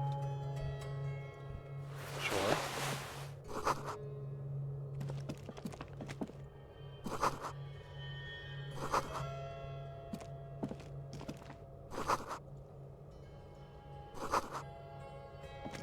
You know, I don't think conclusions should be rushed at this point. I just need some ashless chaps. No, yeah. Officers of the Revachol Citizens Militia. His hands are clean and well manicured. This is a man who knows the importance of appearances. My name is Charles Vildrouin, and I am an official with the coalition government. I work for the Institute of Price Stabilité on assignment from Sur la Clé. Okay. I heard you talking to my friend outside. Very good. Super. I am here to assist you in any way possible. I Ask me about love the hanging. how his shirt blend, like, there is no hard line. It is just that's gorgeous. No, first ask an innocuous personal question to get the interview off on the right foot. Before we go, I absolutely have to inquire about this wonderful canopy. Before we get to that, tell me where you got this beautiful silk robe from. We'll get to that right before you tell me the story behind this black Samaritan hat. This beautiful silk robe from. Oh, we got it from an atelier in the East Delta Commerce Center. Personally, I think it's a little culturally insensitive, but the material is great. Sadly, the shop is now out of business. That's really all I can tell you about it. The lieutenant takes out his notebook and nods to you to proceed. All right. You actually witnessed the lynching. I'm sorry to say I did, officer. This is just the brick we've been looking for. Easy, detective. No need to jump to conclusions. Is it because you did it, Mr. Villadruin? Start from the beginning if you don't mind. Officer, it's very difficult to describe what I saw that night. It was so surreal to me, like in a play. He holds out his hands and blossoms his fingers, like a drama teacher setting the scene. What do you mean, like in a play? It was just so strange. I could barely comprehend what was happening. I was on the balcony when it happened, getting some fresh air. I remember that first they came in, carrying what looked like a body. And then I saw all the surrounding windows go dead, one by one. That's when I understood. I should not be seeing this. Sounds like the victim was unconscious, or at least incapacitated. Well done, detective. Who are they? Can you describe them? I couldn't see their faces well, and there were quite a few of them. But they were very loud and very Martinez. Let's just say that the laboring classes can get rather expressive with their profanities. How many of them were there? I couldn't tell you exactly. Less than 10. Maybe 8? The lieutenant sends you a sharp look at the mention of that number. Were any of them huge, like 200 kilograms huge? That's a giant you're describing. No, they were all quite human, as far as I could tell. Did any of them look like drummers? Drummers? Why, no. But then, I don't know what a drummer is supposed to look like. I think we can drop the drummer angle. That was my bet. What happened next? I went back inside. Were you able to see anything from inside? Officer, the yard was pitch black. There was nothing to see, but I could still hear their voices. They were threatening to kill that poor man. Wait, hold on. So, our theory was that they incapacitated him, or that they killed him before putting him up. This contradicts that. That he was not dead. Well, actually, we don't know. Threatening to kill him. Were they men, women? All men, I presume. But again, I couldn't see very clearly. What ethnicity? I believe they were mostly white, though I believe I saw 2 Areopagites among them. And I am quite certain that one spoke with a Mesk accent. What happened next? Well, that's the strangest part, officer. Nothing happened. It was oddly quiet for a public lynching. What do you mean nothing happened? They lynched a guy. Eventually, their shouts died down, and that was all. There were no gunshots, no celebratory shouts, no anything. No gunshots. You're right, that does seem strange. I'm afraid I don't have anything else to add. About what time was all this happening, approximately? All I can say is that it was late. So let me get this straight. You didn't actually witness the hanging itself, did you? No, I didn't see the corpse until the following day. It seems this wasn't the break you were hoping for. I think we have everything we need. Thank you for talking to us, Mr. Villedroin. Of course. Anything I can do to assist the RCM. What's an official like you doing in Martinez? The coalition is only looking out for the price stability. Inflation is a killer, like a heart disease blocking the normal circulation of the economy. It must be controlled. Okay. The economy impacts the entire international community, which is why it requires international oversight. Okay, but what are you doing here in this apartment? Well, I'm renovating it. It is an interesting project. The building used to be a 12-story skyscraper before the cannons took the top 4 stories off. This, of course, happened when the coalition forces landed here. You could say I'm undoing some of the material damage the international community caused when we arrived here. So you're some kind of bureaucrat? Yes. As I said before, I am a commissioner from Sur-la-Clé working for the Institute of Price Stabilité. This is one of the main projects of the Moral Intern. Wait, there isn't actually an Institute of Price Stability, is there? Or maybe there is. God, it's impossible to understand whether someone from the Moral Intern is joking or not. What is this international community? La communauté internationale is what Revacholians colloquially call the coalition. In other words, the nations that stopped the disaster of the revolution. And what do I call the coalition? Your employer, technically speaking. The governing authority of Revachol. The RCM is but one part of this provisional administration. What is the price stabilité? It is the most important thing. That doesn't tell me anything. It's the central goal of any sound monetary policy. Maintaining the price stability is essential to maintaining high levels of economic activity, which is essential for maintaining high levels of employment, which is essential for maintaining the social stability. Basically, it makes sure the price of bread doesn't change. Précisément. Too much inflation, bread becomes too expensive.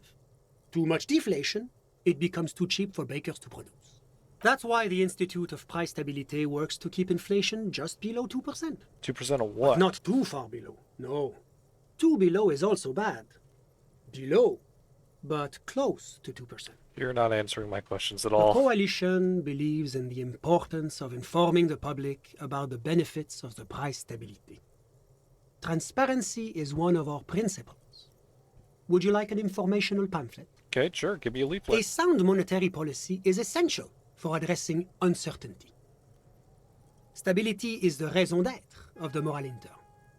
It's the reason why I identify as a moralist. But oh, I don't have my leaflets on me today. That's too bad. You can always call our information line. Making information available is part of the moral intern's commitment to transparency. I've heard about this moral intern before, but I want to know more. It's the International Organization for Moralists. Hence, Moralist International.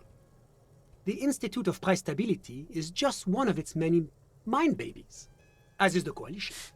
So what I'm hearing is we're the moral intern bitches. Oh, so we're actually working for the moral intern. That doesn't seem so bad. There are more nefarious powers to work for than the moral intern. Are you a moralist? But of course. Am I? But why? Because moralists believe in a normal, stable world governed by democratic values. Are you a moralist? Me? You've managed to catch the lieutenant off guard. Holy shit. But only for a moment. He quickly recomposes himself. I'm a lieutenant of the RCM, dedicated to maintaining law and order in Revachol. Alright. A very moralist answer. The lieutenant is practiced in the art of putting on a show for one's superiors. But what is a normal Martinez doesn't seem very normal or stable to me. Martinez? No. Martinez is something else. What about the rest of Revachol? Is it part of the normal world? Revachol is generally difficult. It's led by an interim government, which means it hasn't yet achieved full democracy. But they are working towards it. You're all doing very well here, relatively speaking. I don't think I'm a moralist. Moralism sounds incredibly boring. I want more action. Moralism is the ideology of foreign occupiers. Revachol must be governed by the Revacholians. Democracy is a meaningless sham as long as the working class is under the boot heel of capital. It feels like every time I'm talking to people, I'm choosing option D, none of the above. Is that moralism? Give me my 4 XP, please. Of course, the detective's personal views do not represent the views of the RCM. Left-wing dialogue options give... Was that not left-wing? The fuck? Ah, my friend. But the lesson of the revolution is that communism does not work. And you're telling me this world here is working out well?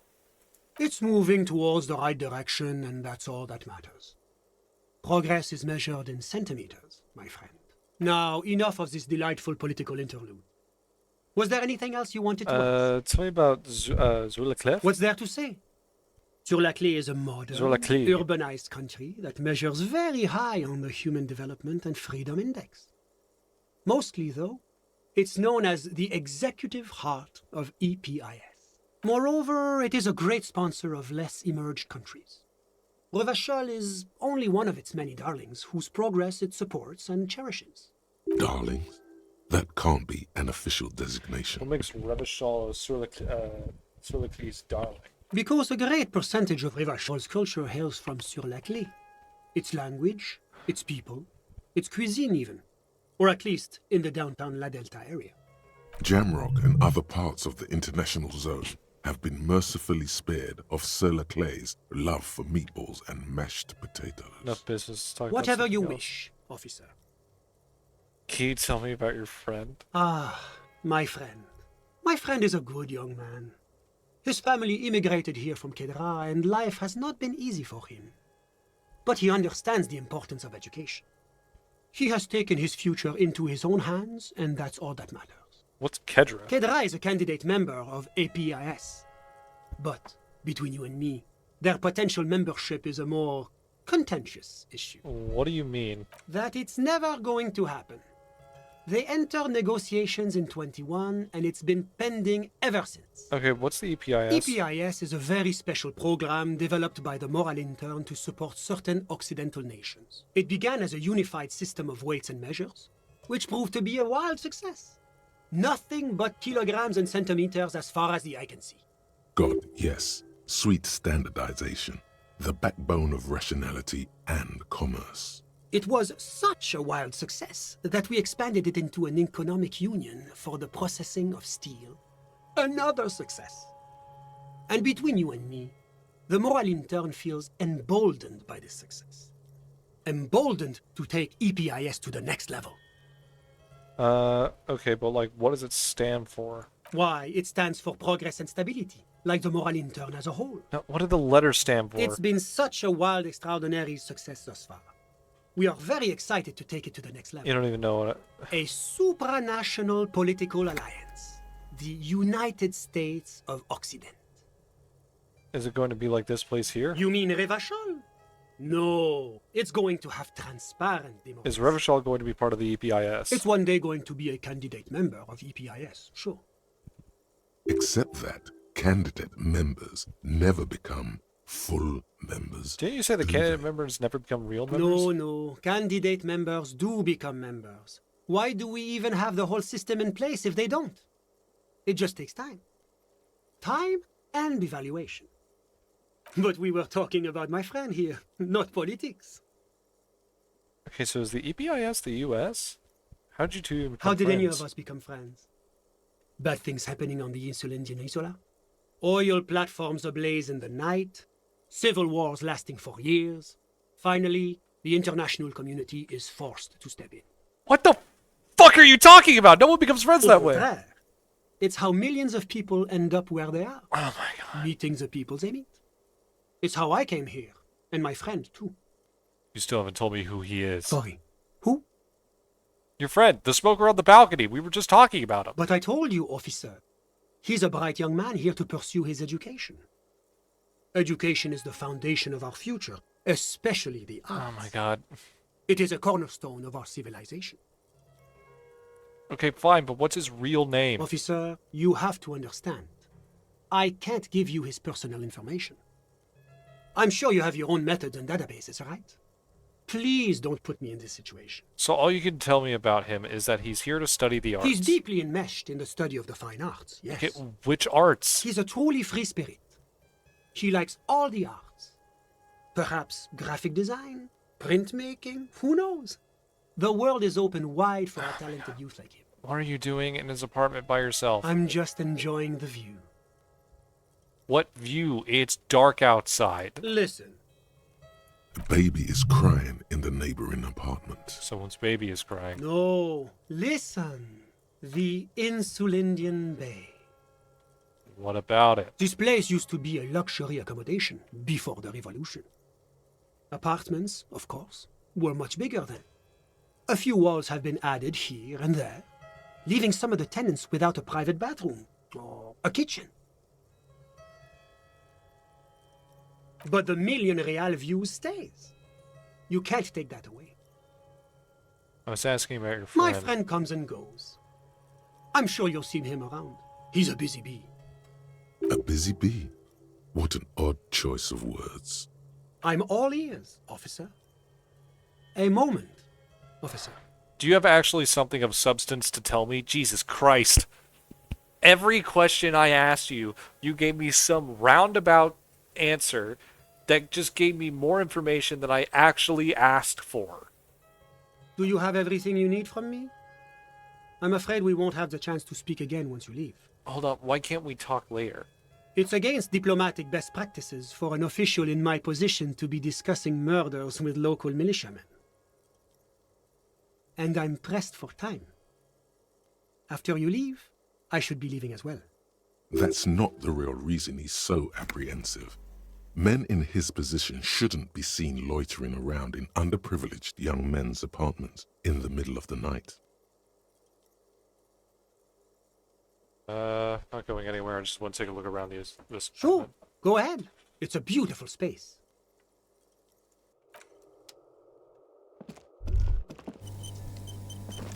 I don't think there's anything else I can interact with. Yeah. Was there anything else? Of course. I'm sorry I couldn't be the break you were looking for. Well, that was sufficiently pointless. But, fortunately, that is all the time I have for tonight. If anything, we went over time than we normally do. I would like to thank you all so much for watching. This game continues to be an absolute utter joy. I hope the audio was much better than it has been in the past. And I should be streaming again this Thursday back on I nearly said Disco Elysium, that's what we just played. Back on Mass Effect 2. I hope to see y'all there, but until then, the VOD will be up very soon, and I will see y'all later. Peace. Oh, that's funny. I can't. Okay, there it is.